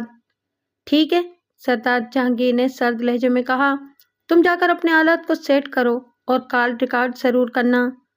ریکارڈنگ تو میں نے کر لی ہے، انسپکٹر نے کہا اور سردار جہانگیر کو سلام کر کے وہاں سے چلا گیا۔ سردار صاحب، شیرازی نے کہا، آپ نے کئی گھنٹے سے ایک ہی جگہ بیٹھے ہوئے ہیں، اب تھوڑی دیر آرام کر لیں۔ پھر شیرازی نے غلام رسول کو آواز دی، غلام رسول، سردار صاحب کے لیے وہ کونے والا بیڈ روم سیٹ کر دو۔ وہ تو میں نے پہلے ہی تیار کر دیا ہے سر، غلام رسول نے کمرے میں داخل ہوتے ہوئے جواب دیا۔ میں نے کمرے میں ہیٹر بھی چلا دیا ہے اور اسپرے بھی کر دیا ہے۔ آئیے سردار صاحب، شیرازی نے کہا، آپ بھی آرام کر لیں۔ سردار جہانگیر نے کہا، کیا آپ یہیں بیٹھے رہیں گے؟ نہیں، اب میں بھی آرام کروں گا، شیرازی نے کہا، جو ہوگا اللہ مالک ہے۔ بیگم کو تو میں نے خواب آور دوا دے کر سلا دیا ہے، احسن کو بھی سونے کے لیے زبردستی بھیج دیا ہے۔ میرے تینوں ٹیلی فونز کا ایکسٹینشن میرے بیڈ روم میں بھی ہے، اگر اب ان لوگوں میں سے کسی کی کال آئی تو میں اسے بیڈ روم ہی میں ریسیو کر لوں گا، میرا سیل فون بھی میرے پاس ہے۔ شیرازی نے سردار جہانگیر کو رخصت کیا اور خود بھی اپنے بیڈ روم میں چلا گیا۔ اسے افسوس ہو رہا تھا کہ پولیس کو پہلے سے اطلاع کیوں نہیں دی۔ پھر اسے اس ایس ایس پی کا خیال آیا جسے آئی جی صاحب یہاں بھیجنے والے تھے، اب تک وہ یہاں نہیں پہنچا تھا۔ اسے خود بھی نیند نہیں آ رہی تھی۔ اس نے خواب آور دوا کی ایک گولی پانی سے نکلی اور کمرے کی لائٹ آف کر کے نائٹ بلب آن کر دیا۔ تھوڑی ہی دیر میں اس کے خراٹے گونجنے لگے۔ خواب آور دوا کھانے کے باوجود ان سب کی آنکھ صبح 7 بجے ہی کھل گئی تھی۔ شیرازی صاحب کے اصرار پر سردار جہانگیر نے الٹا سیدھا ناشتہ کیا اور کافی کا کپ لے کر شیرازی کے ساتھ لاؤنج میں آ گیا۔ اسی وقت دروازے پر ایک جیپ آ کر رکی، لیکن گارڈ نے اسے اندر نہیں آنے دیا۔ آنے والا جیپ سے اتر کر اندر آیا اور سردار جہانگیر سے لپٹ گیا۔ پھر وہ جذباتی لہجے میں بولا، یہ کیا ہو گیا چاچا سائیں؟ آپ نے مجھے بتایا بھی نہیں۔ تمہیں بتاتا تو تم کون سا تیر مار لیتے، سردار جہانگیر نے سرد لہجے میں کہا۔ پھر وہ شیرازی سے مخاطب ہوا، یہ میرا بھتیجا مکرم ہے۔ اس نے شیرازی کو سلام کیا۔ شیرازی نے اس کے سلام کا جواب دیتے ہوئے کہا، تم سے تو 1-2 دفعہ پہلے بھی ملاقات ہو چکی ہے۔ چاچا سائیں، کچھ معلوم ہوا کہ سمرا اور ادا آصف کہاں ہیں؟ مکرم نے پوچھا۔ بابا، معلوم ہوتا تو ہم یہاں ہاتھ پر ہاتھ رکھے نہ بیٹھے ہوتے، سردار جہانگیر نے بیزاری سے کہا۔ اس کے رویے سے صاف ظاہر تھا کہ وہ مکرم کو پسند نہیں کرتا۔ چاچا سائیں، میرے ساتھ میرا ایک دوست بھی ہے، میں اسے چھوڑ کر ابھی آتا ہوں۔ ہاں بابا جاؤ، سردار جہانگیر نے یوں کہا جیسے کہہ رہا ہو دفع ہو جاؤ۔ مکرم وہاں سے چلا گیا۔ گاؤں میں رہنے کے باوجود وہ اس وقت جینز اور ٹی شرٹ میں ملبوس تھا۔ اس نے بہت نفیس جیکٹ پہن رکھی تھی اور جیکٹ کے نیچے کا ابھار بتا رہا تھا کہ اس نے بکلی ہاسٹل لگا رکھا ہے۔ اس کے جانے کے بعد شیرازی نے کہا، سردار صاحب، اگر آپ برا نہ مانیں تو میں ایک بات پوچھوں؟ سائیں، آپ کی بات کا میں برا کیوں مانوں گا؟ سردار جہانگیر نے کہا، یہ مکرم آپ کے سگے بھائی کا بیٹا ہے؟ ہاں، یہ نکما میرے سگے بھائی کا بیٹا ہے، سردار جہانگیر نے کہا، اور بھائی کے انتقال کے بعد اس نے اپنے حصے کی پوری جائیداد اور ریس کے گھوڑوں اور جوئے میں اڑا دی۔ اب 200-250 ایکڑ زمین رہ گئی ہے جو بھاجائی کے نام ہے، ورنہ یہ تو اسے بھی ٹھکانے لگا دیتا۔ کام ٹکے کا نہیں اور خود کو بہت بڑا جاگیردار سمجھتا ہے۔ سردار صاحب، اس کے حصے کی زمین بھی اتنی ہی ہوگی جتنی آپ کے پاس ہے؟ شیرازی نے پوچھا۔ اس کے پاس تو اس سے بھی زیادہ زمین تھی۔ ادا سائیں کا انتقال 10 سال پہلے ہوا تھا، اس وقت یہ مشکل سے 17-18 سال کا ہوگا۔ اس نے صرف 10 سال میں اپنی جائیداد ٹھکانے لا دی۔ وہ تو غنیمت ہے کہ اس کے حصے کی بہت سی زمین میں نے خرید لی تھی، اب میں ہی اس کے تمام اخراجات پورے کرتا ہوں، لیکن عیاشی کے لیے 1 پیسہ بھی نہیں دیتا۔ میں نے بھاجائی کو بھی سختی سے منع کر دیا ہے کہ وہ اسے فضول خرچی کے لیے 1 پیسہ بھی نہ دیں۔ مکرم اپنے دوست مراد کے ساتھ وہاں سے سیدھا سردار جہانگیر کے بنگلے پر پہنچا۔ مراد بھی اسی کی طرح ایک زمیندار کا بیٹا تھا، لیکن اس کا باپ ابھی زندہ تھا اور اتنا بڑا زمیندار بھی نہیں تھا۔ مکرم اسی کے ساتھ رہ کر بری صحبت میں پڑا تھا۔ مراد کے تعلقات اچھے لوگوں سے نہیں تھے، بعض اوقات تو اسے علاقے کے بدنام ترین لوگوں کے ساتھ بھی دیکھا گیا تھا۔ مکرم نے ہنستے ہوئے کہا، یار مراد، عیش کر، اپنا ہی گھر ہے، یہاں پینے کو تو کچھ ملے گا نہیں، میں اپنے ساتھ لے کر آیا ہوں، جا گاڑی میں سے بوتل لے آ۔ ویسے یار تو اب بے فکر ہو جا، چاچا سائیں کی جائیداد بھی اب تیری ہے اور یہ گھر بھی تیرا ہوگا۔ مراد نے ہنس کر کہا، تو کہنا کیا چاہتا ہے مراد، صاف صاف بات کر۔ مکرم نے کہا، دیکھ اب سمرا تو رہی نہیں، وہ اب کبھی واپس نہیں آئے گی، تیرے چاچا سائیں کا کوئی بیٹا بھی نہیں ہے، تو پھر یہ جائیداد، یہ دولت، یہ گھر کس کا ہوا؟ مکرم چند لمحے تک اسے گھورتا رہا، پھر آہستہ سے بولا، مراد سچ سچ بتا، کہیں اس واردات میں تیرا ہاتھ تو نہیں ہے؟ یار مکرم، تو کسے بیوقوف بنا رہا ہے، مجھے یا اپنے آپ کو؟ اچھا آہستہ بول، دیواروں کے بھی کان ہوتے ہیں، مکرم نے جلدی سے کہا اور بولا، جب جیب سے بوتل نکال کے لا۔ اپنی باری آئی تو دیواروں کے بھی کان ناک ہونے لگے؟ مراد نے ہنس کر کہا، ویسے ایک بات بتا دوں، میں بھی تیرے ساتھ پھر کوئی کاروبار کروں گا۔ یار دادا مریں گے تو پھل بٹیں گے نا، مکرم ہنس کر بولا، ابھی تو سمرا بھی زندہ ہے اور چاچا سائیں بھی۔ پھر وہ عجیب سے لہجے میں بولا، لیکن سمرا بچے گی نہیں۔ مراد جیب سے بوتل لینے چلا گیا۔ ان دونوں کو یہ خوف تو تھا نہیں کہ سردار جہانگیر یہاں آئے گا، وہ تو شیرازی کے گھر میں ڈیرا جمائے بیٹھا تھا، اس لیے دونوں دوست خوب کھل کر پی رہے تھے اور ہنسی مذاق کر رہے تھے۔ گھر کے تمام ملازمین بھی سردار جہانگیر کے گاؤں کے تھے اور مکرم کو اچھی طرح جانتے تھے۔ وہ یہ بھی جانتے تھے کہ اگر انہوں نے مکرم کی شراب نوشی کے بارے میں بڑے سائیں کو بتایا تو مکرم بعد میں کسی نہ کسی بہانے سے ان کی چمڑی ادھیڑ دے گا، اس لیے سبھی سہمے سہمے رہتے تھے اور اس کی خدمت میں کوئی کسر نہیں چھوڑتے تھے۔ اس وقت بھی وہ لوگ مکرم اور مراد کے لیے خشک میوے اور تلے ہوئے کاجو اور بادام لا رہے تھے۔ ایک ملازم ان کے لیے چکن بروسٹ کر رہا تھا۔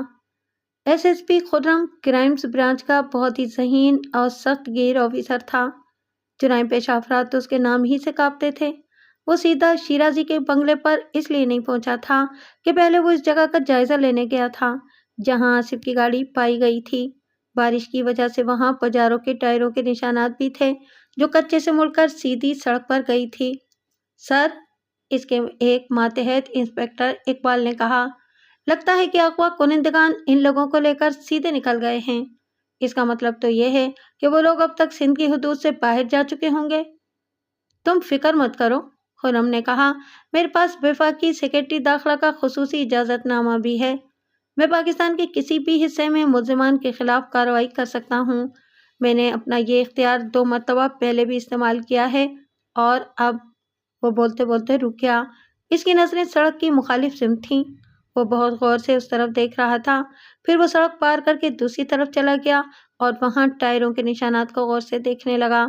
وہ نشانات بھی بالکل ویسے ہی تھے جیسے اس پجاروں کے تھے جس میں مبینہ طور پر آصف اور سمرا کو اغوا کیا گیا تھا۔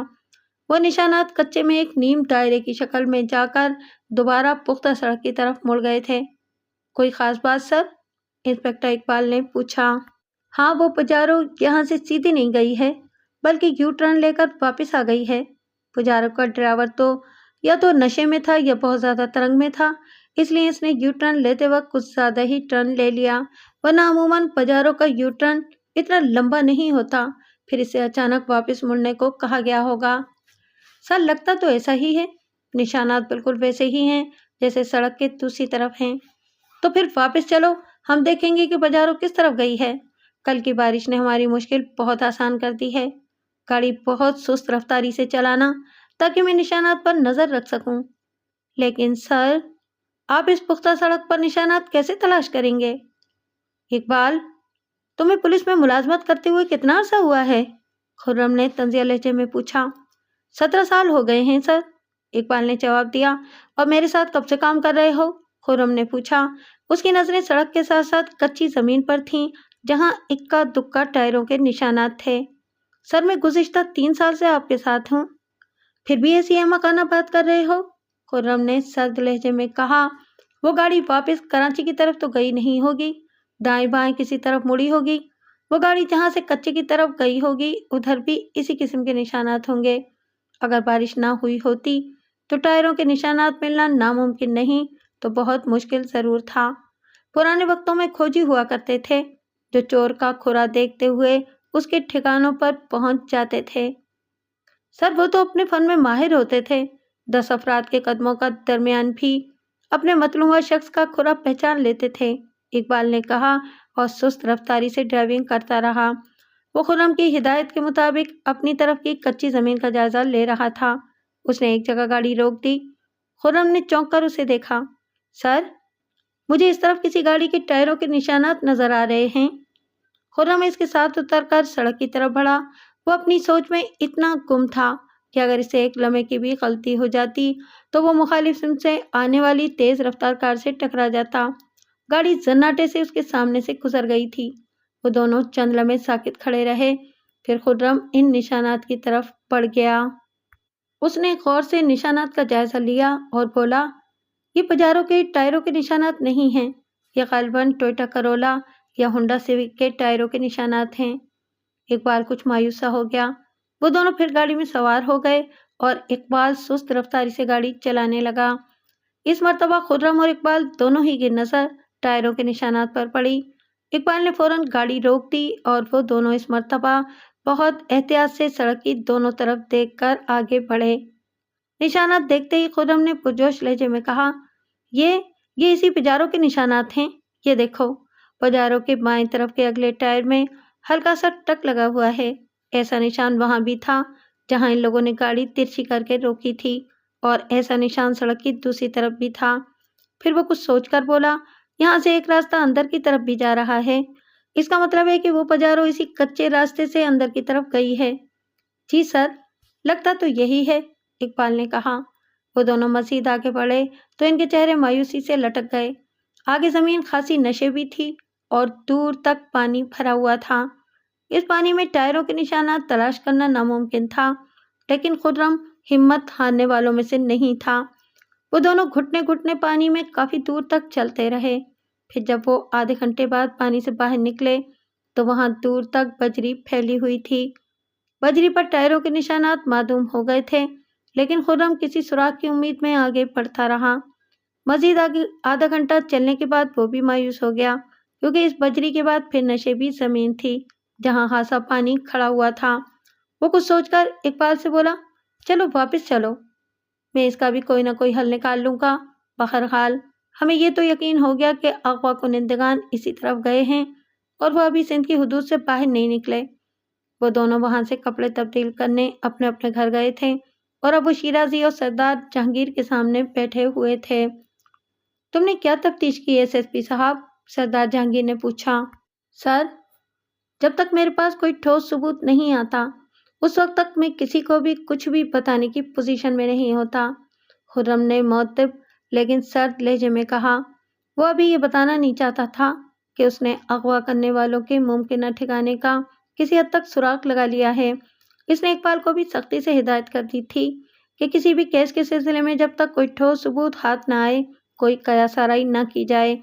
اس سے ایک طرف تو وہ مزید سوالات سے بچ جاتا تھا، دوسری طرف ملزم بھی اس بات سے بے خبر رہتے تھے کہ پولیس کی تحقیقات کس مرحلے میں ہے۔ پھر اس نے شیرازی سے کہا، سر، آپ کے گھر میں جتنے ملازمین ہیں انہیں یہاں بلا لیں، میں ان سے فرداً فرداً بات کرنا چاہتا ہوں۔ غلام رسول، شیرازی نے بلند آواز میں کہا۔ غلام رسول بوتل کے جن کی طرح کمرے میں داخل ہوا۔ گھر میں جتنے بھی ملازم ہیں انہیں لان میں اکٹھا کر لو، ڈرائیور، مالی، خانساماں سب کو بلا لو۔ تھوڑی دیر بعد لان میں شیرازی صاحب کے بنگلے کے تمام ملازمین ایک قطار میں کھڑے ہو گئے۔ تم یہاں کیا کرتے ہو؟ ایس ایس پی خرم نے غلام رسول سے پوچھا۔ میں بھی صاحب کا خدمت گار ہوں، اس نے جواب دیا۔ تو پھر تم بھی وہاں جا کر کھڑے ہو جاؤ، اس نے درست لہجے میں کہا۔ میں؟ غلام رسول نے حیرت سے پوچھا۔ میں بھی؟ ہاں تم بھی۔ خرم کا لہجہ مزید درست ہو گیا۔ غلام رسول نے ایک نظر شیرازی کی طرف دیکھا، پھر پیر پٹکتا ہوا وہ بھی ان ملازموں کی صف میں شامل ہو گیا۔ ایس ایس پی صاحب، شیرازی نے کہا، غلام رسول ہمارا بہت پرانا ملازم ہے، یہ سمجھیے کہ یہ گھر کے ایک فرد کی طرح ہیں۔ بیان تو سبھی کا لینا پڑے گا، آپ پلیز مجھے اپنے طور پر تفتیش کرنے دیں، اس نے کہا۔ شیرازی کچھ کہنے ہی والا تھا کہ سردار جہانگیر نے اسے اشارے سے روک دیا۔ آپ صبح سے مسلسل کام کر رہے ہیں، شیرازی نے کہا، پہلے ایک کپ کافی یا چائے پی لیں تاکہ آپ کی تھکن بھی اترے اور جھنجھلاہٹ بھی ختم ہو۔ میں کام کر کے کبھی نہیں تھکتا، خرم نے کہا، ورنہ اب تک اپنے کسی دشمن کی گولی کا نشانہ بن گیا ہوتا یا پھر پولیس لائن میں بیٹھا غیر اہم کام کر رہا ہوتا۔ رہی بات کافی کی تو سر، کافی تو میں ضرور پیوں گا، لیکن اپنا کام ختم کرنے کے بعد۔ یہ کہہ کر وہ اپنی جگہ سے اٹھ گیا اور لان میں پہنچ کر ان تمام ملازمین کا جائزہ لینے لگا جن کے چہروں پر برہمی اور بیزاری کے ملے جلے تاثرات تھے۔ ایک دو ملازمین کے چہرے بالکل سپاٹ تھے۔ ایک ملازم بار بار اپنی کان کی لو مسل رہا تھا اور خاصا مضطرب دکھائی دے رہا تھا۔ تم میں سے کس کو معلوم تھا کہ آصف صاحب ہنی مون پر جا رہے ہیں؟ یہ بات تو ہم سبھی کو معلوم تھی، غلام رسول نے کہا۔ جب تم سے کچھ پوچھا جائے تو بولا کرو، خرم نے اسے چھڑک دیا۔ غلام رسول کا چہرہ غصے سے سرخ ہو گیا۔ قطار کے ایک سرے پر ڈرائیور گلباز کھڑا تھا۔ خرم نے اسے کہا، تم ذرا میرے ساتھ آؤ۔ پھر وہ بقیہ ملازمین سے بولا، تم لوگ یہیں ٹھہرو گے۔ خرم گلباز کو لے کر اس کمرے کی طرف بڑھ گیا جسے انسپکٹر اکرام نے اس وقت مانیٹرنگ سیل بنا رکھا تھا۔ وہ اپنے اسسٹنٹ کے ساتھ مختلف مانیٹرز اور گرافک مشینوں پر مصروف تھا۔ خرم کو دیکھ کر وہ کھڑا ہو گیا۔ بیٹھیے انسپکٹر صاحب، میں یہاں شیرازی صاحب کے ملازمین سے تفتیش کروں گا۔ پھر اس نے اقبال سے کہا، تم اس دوران میں کسی کو اندر مت آنے دینا، چاہے وہ شیرازی ہی کیوں نہ ہو۔ اوکے سر، اقبال نے جواب دیا اور دروازے پر جم گیا۔ خرم ڈرائیور کو لے کر کمرے کے ایک گوشے میں چلا گیا۔ کمرے کا وہ سرا انسپکٹر اکرام سے بھی بہت دور تھا۔ تم یہاں کب سے ملازم ہو؟ خرم نے پوچھا۔ مجھے یہاں 6 ماہ ہو گئے ہیں صاحب۔ اس سے پہلے کہاں ملازمت کرتے تھے؟ اس سے پہلے میں ایک بڑے افسر بخاری صاحب کا ڈرائیور تھا، اس نے جواب دیا۔ اکمل بخاری؟ خرم نے تصدیق چاہی۔ وہ ڈپٹی سیکرٹری؟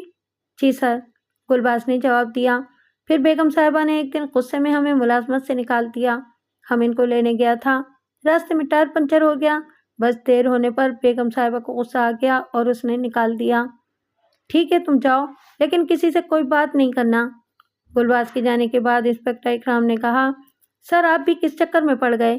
یہ تفتیش آپ کا کام تو نہیں ہے۔ یار، سردار جہانگیر صاحب سینیٹر ہیں، پھر آئی جی صاحب نے بذات خود یہ کیس میرے ہاتھ میں دیا ہے، ڈیوٹی تو ڈیوٹی ہے۔ پھر وہ اقبال سے بولا، دوسرے ملازم کو بھیج دو۔ اس نے یک کے بعد دیگرے 5 ملازمین سے تفتیش کی۔ اب صرف مالی، گھر کا سودا صرف لانے والا اور غلام رسول باقی تھے۔ خرم نے مالی کو بھی رسمی پوچھ گچھ کر کے چھوڑ دیا۔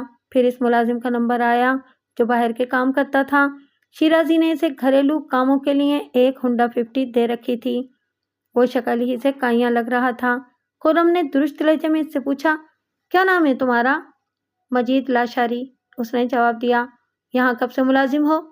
1 سال ہو گیا ہے، اس نے سرد لہجے میں جواب دیا۔ اسے شاید یہ سوال جواب پسند نہیں آ رہے تھے۔ اس سے پہلے کہاں کام کرتے تھے؟ خرم نے پوچھا۔ کہیں بھی نہیں، اس نے جواب دیا۔ یہاں کس کی سفارش پر آئے تھے؟ کسی کی سفارش پر نہیں، اس نے جواب دیا۔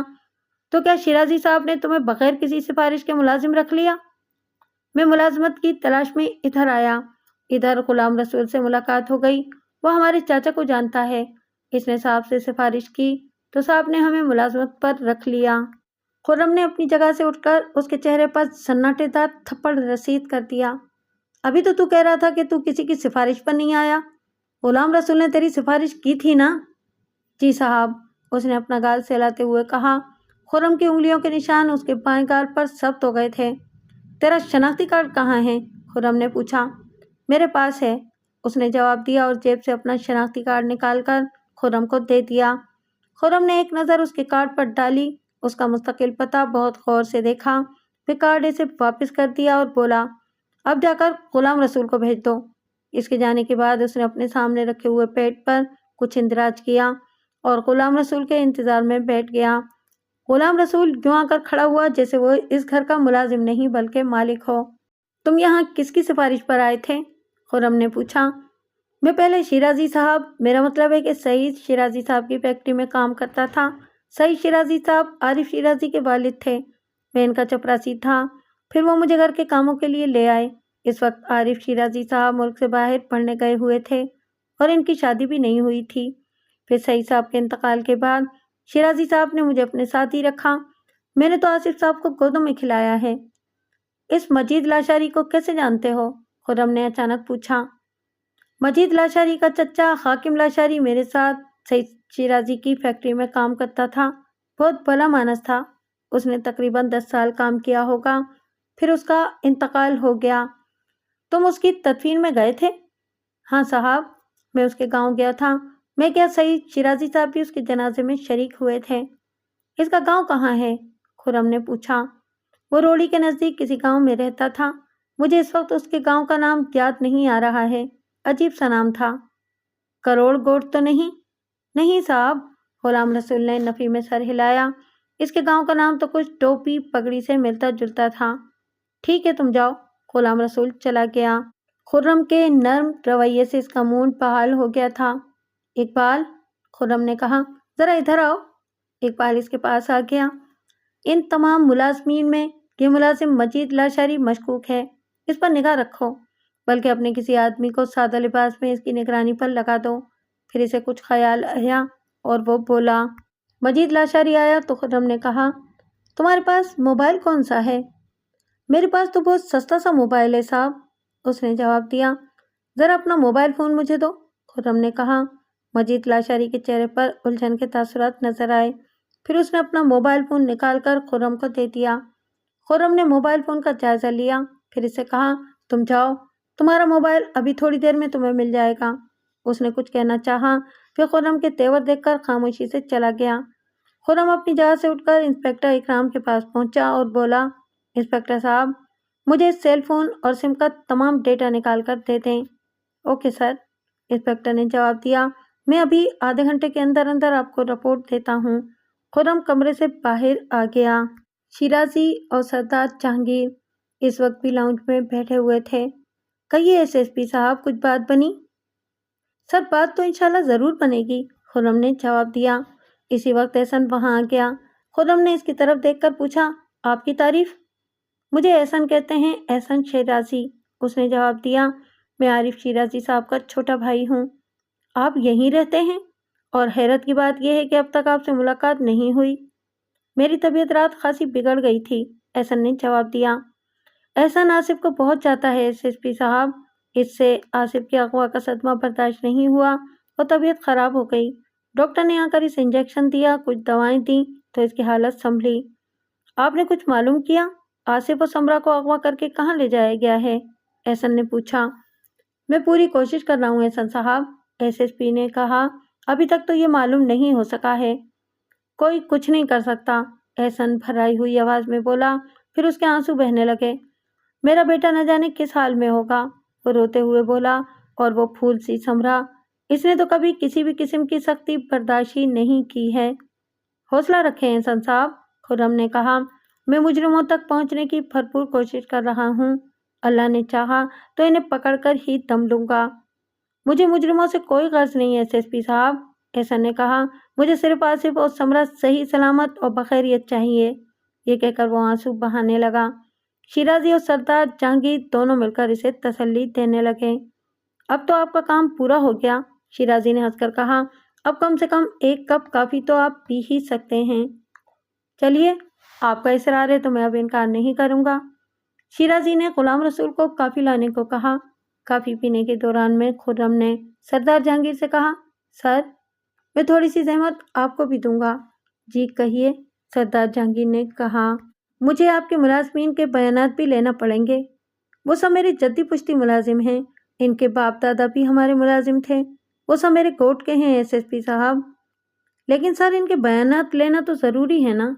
ہو سکتا ہے مجھے ان میں سے کسی کے بیان سے کوئی سراغ مل جائے۔ جیسے آپ کی مرضی، سردار جہانگیر نے کہا۔ اسی وقت انسپکٹر اقبال نے اس کے ہاتھ میں ایک پرنٹڈ شیٹ دے دی اور بولا، سر، انسپکٹر اکرام صاحب نے یہ ڈیٹا آپ کے لیے بھیجا ہے۔ خرم اپنی جگہ سے کھڑا ہو گیا اور بولا، سردار صاحب چلیں؟ بالکل چلیں، سردار جہانگیر نے کہا۔ اقبال نے خرم کو مجید کا موبائل فون بھی دے دیا تھا۔ مجید لاشاری سامنے ہی لان میں کھڑا گلباز سے باتیں کر رہا تھا۔ خرم نے اشارے سے اسے بلایا اور اس کا موبائل اس کے حوالے کر دیا۔ आसिफ और समरा की हालत खराब थी। इन लोगों ने इन्हें सिर्फ एक वक्त खाने को दिया था और अभी तक इनकी रिहाई के आसार नजर नहीं आ रहे थे। समरा ने आसिफ को बताया कि रात को जानू और बच्चल हमारे कमरे के बाहर ही थे। जानू बच्चल से कह रहा था कि इन दोनों को अब पीर तक रखना है, फिर पैसे वसूल होते ही इन्हें खत्म कर देना है। ये तुम क्या कह रही हो? आसिफ ने घबरा कर पूछा। मैंने जो कुछ सुना था वही बता रही हूँ। समरा के लहजे में मायूसी थी। ये लोग पैसे लेकर भी हमें जिंदा नहीं छोड़ेंगे। समरा सिसकने लगी। शायद हमारी मौत इसी वीराने में लिखी है। लेकिन क्यों? आसिफ ने कहा। जब इन्हें पैसे मिल जाएंगे तो फिर ये हमारी जान क्यों लेंगे? क्योंकि जिसने हमें अगवा कराया है वो हमें जिंदा नहीं देखना चाहता। इसकी हमसे क्या दुश्मनी है? मैं क्या बता सकती हूँ? समरा फूट फूट कर रोने लगी। हम भी कितनी मुख्तसर उम्र लेकर आए थे। अभी हमारी शादी को 1 ही हफ्ता हुआ है और… रो मत समरा, आसिफ ने कहा। मुझे कुछ सोचने दो। हम यहाँ से फरार कैसे हो सकते हैं? तुमने इस इम्कान पर भी गौर किया है? मेरा तो ज़हन ही माऊफ होकर रह गया है। सर्दी की वजह से पूरा जिस्म अकड़ कर रह गया है और इन कमबख्तों ने मेरे हाथ पुश्त पर इतनी सख्ती से बांधे हैं कि लगता है दोनों बाजू कंधों से उखड़ जाएंगे। तुम तो स्कूल के ज़माने में एथलीट थी, आसिफ ने अंग्रेजी में कहा। अब इसका क्या जिक्र? समरा ने मायूसी से कहा। समरा, इंग्लिश में बात करो, आसिफ ने इंग्लिश में कहा। हो सकता है कि कोई हमारी बातें सुन ले। तुम कोशिश करके किसी तरह अपना जिस्म रस्सी के इस फंदे से नहीं गुजार सकती? इस तरह तुम्हारे हाथ पुश्त के बजाय सामने आ जाएंगे और तुम्हारे लिए खोलने में आसानी रहेगी। मैं तो इस वक्त अपने हाथ चला भी नहीं सकती, समरा ने कहा। मेरे हाथ बिल्कुल सुन्न होकर रह गए हैं। ऐसा लग रहा है कि मेरे दोनों हाथ हिल भी नहीं सकते। समरा प्लीज कोशिश करो। अगर तुमने अपने हाथ खोल लिए तो मेरे हाथ भी खोल सकोगी। मैं ऐसा नहीं कर सकती आसिफ। समरा प्लीज, हमें एक आखिरी कोशिश तो करना चाहिए। कोशिश करो प्लीज, कोशिश करो। मेरे हाथ पैर बिल्कुल सुन्न हो रहे हैं, समरा ने कहा। किसी तरह कोशिश करो समरा। मैंने तो बहुत कोशिश की लेकिन कामयाब नहीं हुआ। तुम्हारे जिस्म में ज़्यादा लचक है, तुम ज़रूर कामयाब हो जाओगी। शाबाश, कोशिश करो। अभी कोशिश करना बेकार है, समरा ने कहा। रात होने का इंतज़ार करना पड़ेगा। आसिफ ने भी सोचा कि समरा ठीक कह रही है। वो भी खामोशी से अपनी जगह पर पड़ गया। इन लोगों ने इतना ज़रूर किया था कि इनके जिस्मों पर कंबल डाल दिए थे, वरना वो दोनों वाकई अकड़ कर मर जाते। फिर शायद आसिफ की आंख लग गई थी या कमजोरी की वजह से इस पर नकाहत तारी हो गई थी कि इसे इर्द गिर्द का होश न रहा। दोबारा आंख खुली तो कमरे में पुरानी सी वही लालटेन जल रही थी जो वो लोग रात को जला दिया करते थे। फिर दरवाज़ा खुला और जानू अंदर आ गया। उसके हाथ में गरम गरम भाप उड़ाते चावलों की एक परात थी। चावलों की इश्ता अंगेज खुशबू से आसिफ और समरा दोनों बेचैन हो गए। बच्चल, जानू ने बच्चल को आवाज़ दी। इन बेचारों को खाना तो खिला दे, उसने सिंधी में कहा। जुबे करने से पहले तो जानवर को दाना पानी दे देते हैं, इन्हें भी पेट भर कर खिला दे। खाने के बाद ज़रा अच्छी सी चाय भी पिला देना। बेचारे आज रात ही के तो मेहमान हैं, कल के बाद तो इनकी ज़िंदगी में कोई रात नहीं आएगी। समरा इनकी बातें समझ रही थी और खौफ से कांप रही थी। जानू और बच्चल हाथों से चावलों के लुक़्मे बना बनाकर इनके मुंह में डालने लगे। आम हालात में समरा और आसिफ इनके नज़दीक बैठना भी गवारा न करते, लेकिन इस वक्त वो मरभुक्कों की तरह इन्हीं गलीज लोगों के हाथों से खाना खा रहे थे। इन दोनों ने खूब पेट भर के खाना खाया। फिर जानू से पानी मांगा। जानू सिल्वर के एक गलीज गिलास और जग में पानी ले आया। इन लोगों ने वो पानी भी पी लिया। खाने के बाद इनको ऐसे लगा जैसे इनके जिस्म में नई तवानाई आ गई हो। खाने के बाद जानू और बच्चल ने इन्हें दूध पत्ती चाय भी पिलाई और जाते जाते जानू बच्चल से बोला, इन दोनों को अब सोने दो, क्योंकि आइंदा कभी इन्हें सोने का मौका नहीं मिलेगा। इनके जाने के बाद समरा ने इंग्लिश में आसिफ को बताया कि वो दोनों क्या बातें कर रहे थे। खाना खाने और चाय पीने के बाद ऐसा लग रहा है जैसे जिस्म में जान आ गई हो। अब मैं कोशिश करती हूँ कि किसी तरह हाथों के इस हल्के से अपना जिस्म निकाल सकूं। समरा ने लात मार के अपने जिस्म से कंबल उतार दिया। इसके पैर बंधे ना होते तो वो अब तक किसी न किसी तरह दांतों ही से आसिफ के हाथ खोल चुकी होती। जिंदगी से मायूस होकर उसने भी सोच लिया था कि मरने से पहले एक कोशिश करने में क्या हर्ज है। उन्होंने अभी ये नहीं सोचा था कि हाथ पैर खुलने के बाद वो यहाँ से फरार कैसे होंगे। اس نے پوری کوشش کی کہ کسی نہ کسی طرح اپنے بندھے ہوئے ہاتھ اپنے کولوؤں کی طرف سے نکال کر سامنے لے آئے۔ اس کوشش میں وہ پسینہ پسینہ ہو گئی۔ یہ اس کے حق میں اچھا ثابت ہوا۔ جسم میں گرمی آئی تو اس کے ہاتھ پیر بھی کام کرنے لگے۔ آصف مسلسل اس کی حوصلہ افزائی کر رہا تھا۔ شاباش سمرا، گڈ، اسی طرح ایک کوشش اور کرو، تم کامیاب ہو جاؤ گی۔ سمرا نے جسم کا پورا زور لگا کر کوشش کی اور اپنے ہاتھ اپنے گھٹنے کے جوڑوں تک پہنچا کر ہانپنے لگی۔ آصف نے پھر اس سے کہا، ویری گڈ سمرا، اب تم آسانی سے اپنے ہاتھ نکال سکتی ہو۔ سمرا اس وقت چکرا کر رہ گئی تھی۔ اس کا سر اس کی ٹانگوں کے پاس تھا اور ہاتھ گھٹنوں کے جوڑوں کے پاس پھنسے ہوئے تھے۔ اس نے ذرا دم لے کر پھر کوشش کی اور اپنے دونوں ہاتھ پیروں کی طرف سے نکال لیے۔ اب اس کے ہاتھ سامنے کے رخ پر تھے۔ اگلا مرحلہ رسی کھولنے کا تھا۔ سمرا کے ہاتھ شاید ان لوگوں نے رعایتاً زیادہ مضبوطی سے نہیں باندھے تھے۔ اس نے زمین پر بیٹھ کر رسی کو دانتوں کی مدد سے کھولنے کی کوشش کی اور تقریباً 15 منٹ میں اس میں بھی کامیاب ہو گئی۔ اسے ہاتھ کھلنے کی اتنی خوشی ہوئی کہ وہ مارے خوشی کے رونے لگی۔ پھر اس نے اپنے ہاتھوں کو سہلایا اور آگے بڑھی اور آسانی سے آصف کے ہاتھ اور پاؤں کی رسی کھول دی۔ آصف کے جسم کا جوڑ جوڑ دکھ رہا تھا اور گویا سردی سے جم کر رہ گیا تھا۔ وہ سمرا کا سہارا لے کر اٹھا اور آہستہ آہستہ اپنے ہاتھوں پیروں کو دائیں بائیں گردش دی۔ پھر آہستہ آہستہ اس کا دوران خون بھی بحال ہونے لگا۔ وہ اپنے جسم کو تیزی سے حرکت دینے لگا۔ جب اس کا جسم بالکل معمول پر آ گیا تو اس نے اچھل کود کر ایک مرتبہ پھر خود کو آزمایا۔ اب وہ بالکل نارمل تھا۔ اس نے اپنے کوٹ کو الٹا کر کے پہن لیا۔ اب کوٹ کے بٹن پشت کی طرف تھے اور پچھلا حصہ آگے کی طرف۔ اس سے اس کا جسم سردی سے محفوظ ہو جاتا، لیکن اس صورت میں وہ ہاتھ پیروں کو اچھی طرح حرکت نہیں دے سکتا تھا۔ اس لیے کوٹ اتار کر اس نے سمرا کو دے دیا۔ سمرا پہلے ہی اپنی جیکٹ کی زپ بند کر چکی تھی اور اپنے دوپٹے کو کانوں پر لپیٹ چکی تھی۔ آصف نے ارد گرد نظر دوڑائی تاکہ اسے اپنی حفاظت کے لیے کوئی چیز مل جائے، لیکن وہاں سوائے اس لالٹین کے اور کچھ بھی نہیں تھا۔ اچانک آصف کے ذہن میں ایک تدبیر آئی۔ اس نے سمرا سے کہا، میں لالٹین بجھا کر دروازے کے ساتھ چپک کر کھڑا ہو جاؤں گا۔ تم اپنے بستر پر لیٹ کر زور زور سے چیخیں مارنا۔ ان میں سے کوئی نہ کوئی تمہاری چیخیں سن کر ضرور اندر آئے گا۔ میں آنے والے کو پیچھے سے قابو کرنے کی کوشش کروں گا۔ یہ ایک جوا ہے، یا تو ہم اس پر قابو پا لیں گے یا وہ ہمیں مار دے گا یا دوبارہ باندھ دے گا۔ یہ کہہ کر اس نے لالٹین بجھا دی اور وہی ہتھیار کے طور پر ہاتھوں میں لے کر کھڑا ہو گیا اور سمرا سے بولا، چلو لیٹو اور شروع ہو جاؤ، ہمارے پاس وقت کم ہے۔ سمرا کمبل اوڑھ کر لیٹ گئی اور بہت بری طرح چیخیں مارنے لگی۔ ساتھ ہی ساتھ وہ کہتی جا رہی تھی، ہائے مر گئی، پتہ نہیں کس چیز نے کاٹا ہے، بچاؤ۔ اس کی چیخیں سن کر فوراً ہی دروازے پر آہٹ ہوئی اور کوئی اندر داخل ہوا اور بولا، بابا کیوں چیخ؟ اس کا جملہ ادھورا رہ گیا۔ آصف نے لالٹین سے اس کے سر پر وار کیا تھا۔ لالٹین کی چوٹ تو اتنی شدید نہیں تھی، لیکن چوٹ لگنے سے وہ کچھ بوکھلا گیا تھا۔ آصف نے اس کی گردن پر پوری قوت سے گھوسا مارا تو وہ زمین پر گر گیا۔ اس نے جھپٹ کر اس کے شانے سے لٹکی ہوئی کلاشنکوف گھسیٹ لی اور اس کے دستے سے اس کے سر پر ایک زوردار ضرب لگائی۔ اس کے حلق سے کربناک چیخ بلند ہوئی اور وہ ساکت ہو گیا۔ لگتا تھا کہ جانو کسی اور جگہ سو رہا تھا۔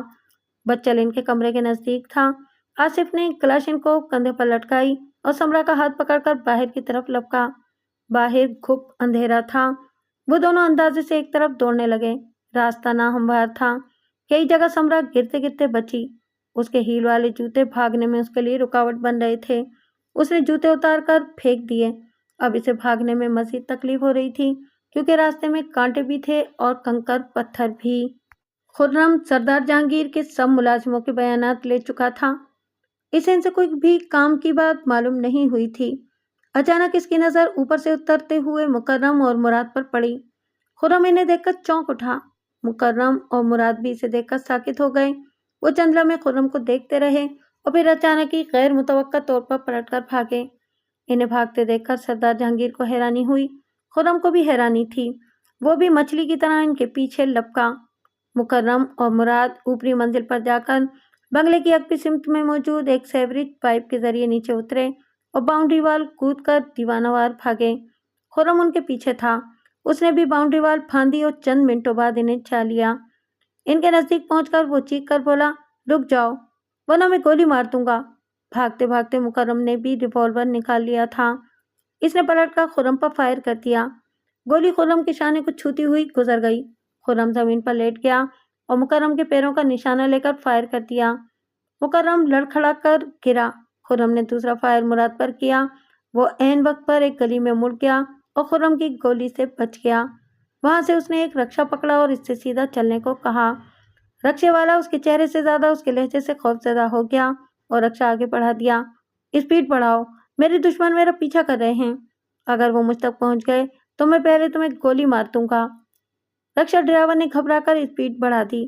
خرم جب اس گلی میں داخل ہوا جس میں مراد غائب ہوا تھا تو اسے وہاں کوئی نظر نہیں آیا۔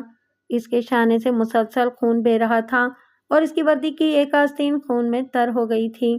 ان علاقوں میں رکشہ ٹیکسی مشکل ہی سے ملتے ہیں۔ مراد کی قسمت اچھی تھی کہ اسے رکشہ مل گیا۔ خرم ٹیکسی کی تلاش میں ادھر ادھر نظریں دوڑاتا رہا۔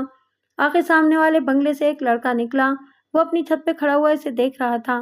اس نے خرم سے کہا، آفیسر، اگر آپ مائنڈ نہ کریں تو میں اپنی گاڑی میں آپ کو اسپتال ڈراپ کر دوں۔ تھینکس، خرم نے کہا اور واپس اس طرف چل دیا جہاں مکرم گرا تھا۔ اس کے ہاتھ سے ریوالور چھوٹ کر دور جا گرا تھا، لیکن وہاں موجود کچھ افراد نے اسے پکڑ لیا تھا۔ دو لڑکے شاید ہاکی کھیل کر آ رہے تھے اور مکرم اور خرم کا مقابلہ دیکھ چکے تھے۔ شکریہ بچوں، خرم نے ان کے نزدیک پہنچ کر کہا، بس تھوڑی دیر اور رکو، میں ذرا پولیس موبائل بلا لوں۔ اس نے جیب سے سیل فون نکالا اور کال کر کے پولیس موبائل بلا لی۔ موبائل اس علاقے میں چند بلاک دور تھی۔ وہ 10 منٹ سے بھی کم وقت میں وہاں پہنچ گئی۔ خرم خود سردار جہانگیر کے بنگلے پر اتر گیا اور مکرم کو پولیس کی حراست میں اسپتال بھجوا دیا۔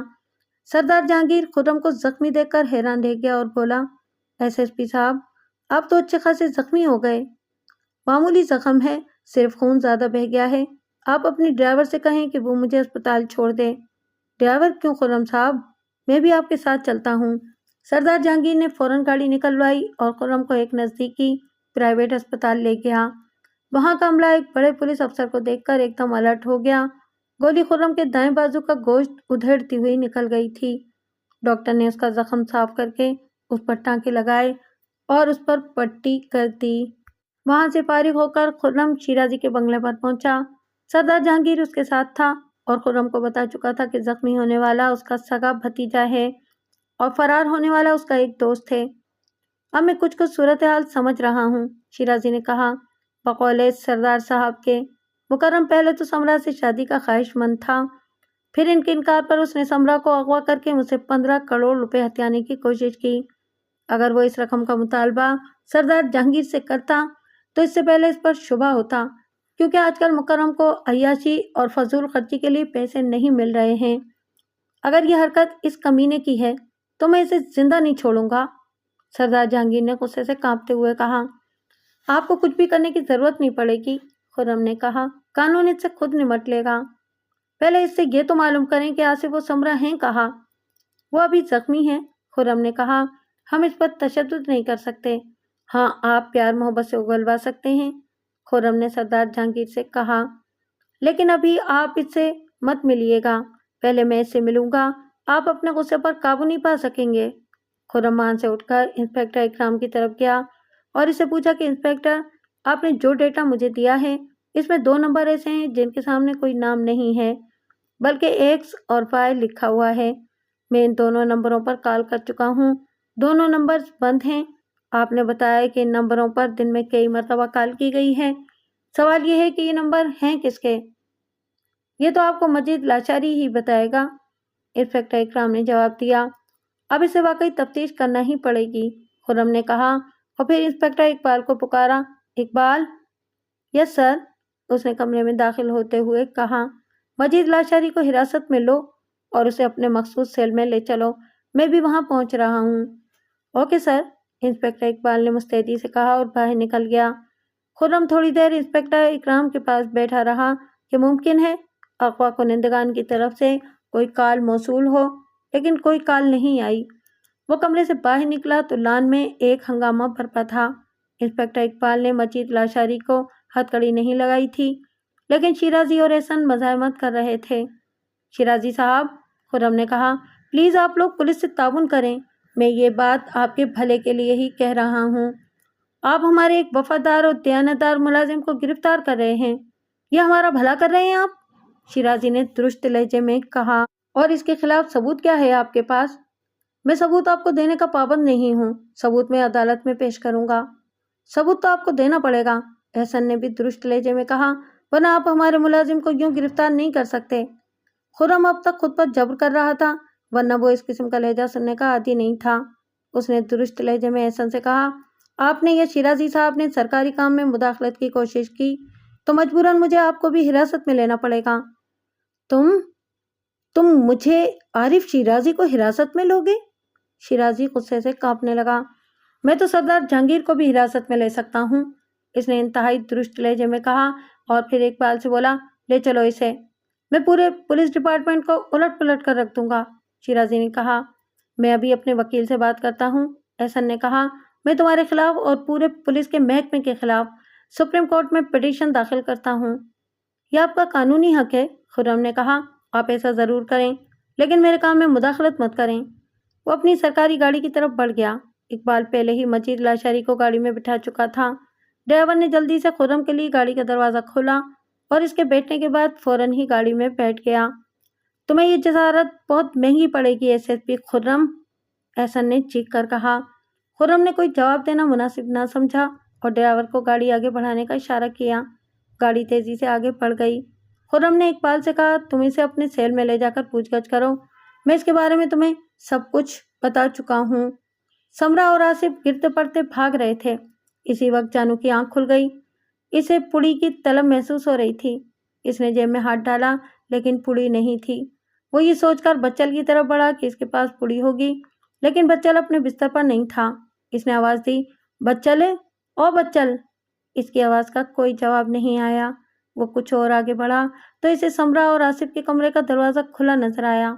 وہ جھپٹ کر آگے بڑھا اور کمرے میں داخل ہو گیا۔ اندر داخل ہوتے ہی وہ بچل کے جسم سے ٹکرا گیا۔ وہ پلٹ کر پھر اپنے بستر کی طرف آیا، وہاں سے ٹارچ اٹھائی اور بھاگتا ہوا کمرے میں داخل ہوا۔ ٹارچ کی تیز روشنی میں جو منظر اس نے دیکھا اسے یقین نہ آیا۔ بچل اپنے ہی خون میں لت پت پڑا تھا، اس کی پتھرائی ہوئی آنکھیں کھلی ہوئی تھیں۔ جانو نے آگے بڑھ کر بچل کی نبض محسوس کی، پھر دل پر کان لگا کر دل کی دھڑکن سننے کی کوشش کی، لیکن وہاں بالکل سناٹا تھا۔ اپنے ساتھی کی موت پر جانو کی آنکھوں میں آنسو آ گئے۔ اسے یقین نہیں آ رہا تھا کہ بچل جیسے آدمی کو، جو 10 پر اکیلا بھاری تھا، شہر کے اس لڑکے نے مار دیا۔ سوال یہ تھا کہ وہ کھلا کیسے؟ لیکن یہ سب کچھ سوچنے کا وقت نہیں تھا۔ بچل کا جسم ابھی گرم تھا، اس کا مطلب ہے کہ اسے ابھی کچھ دیر پہلے ہی مارا گیا تھا۔ وہ ٹارچ لے کر دیوانہ وار باہر نکلا اور زمین پر جھک کر آصف اور سمرا کے قدموں کے نشان دیکھنے لگا۔ جلدی اسے سمرا کے جوتے کا نشان نظر آ گیا۔ سمت کا تعین کرتے ہی وہ دیوانہ وار اس طرف دوڑ پڑا۔ بھاگتے بھاگتے اس نے جیب سے سیل فون نکالا اور کسی کا نمبر ڈائل کر دیا۔ دوسری طرف سے کوئی کرا کر بولا، کیا بات ہے جانو، نشہ زیادہ کر لیا ہے کیا؟ سائیں، وہ چھوکرا اور چھوکری دونوں بچل کو قتل کر کے بھاگ گئے، میں ان کے پیچھے جا رہا ہوں۔ کیا بکواس کرتا ہے؟ بولنے والے کی آواز سے غنودگی غائب ہو گئی۔ اس لڑکے نے بچل جیسے شیزور کو ہلاک کر دیا۔ سائیں، میں خود حیران ہوں۔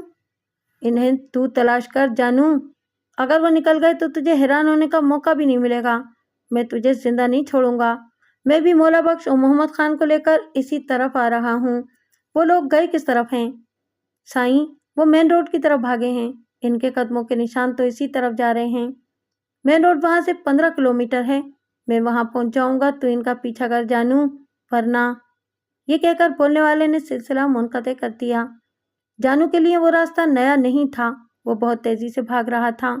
اس کے پاس ٹارچ کی سہولت بھی تھی، لیکن آگے جا کر اچانک سمرا کے جوتے کا نشان غائب ہو گیا۔ جانو چکرا کر رہ گیا کہ یہاں سے وہ لوگ کس طرف گئے ہیں۔ دائیں طرف ایک گوٹ تھا، وہ اگر گوٹ تک پہنچ جاتے تب بھی بچ نہیں سکتے تھے۔ سائیں کی دہشت گوٹ والوں پر بھی تھی۔ سمرا دوڑتے دوڑتے گر پڑی۔ ننگے پیر ہونے کی وجہ سے اس کے پیروں سے خون بہہ رہا تھا، اس کے پیروں میں کانٹے چبھے ہوئے تھے۔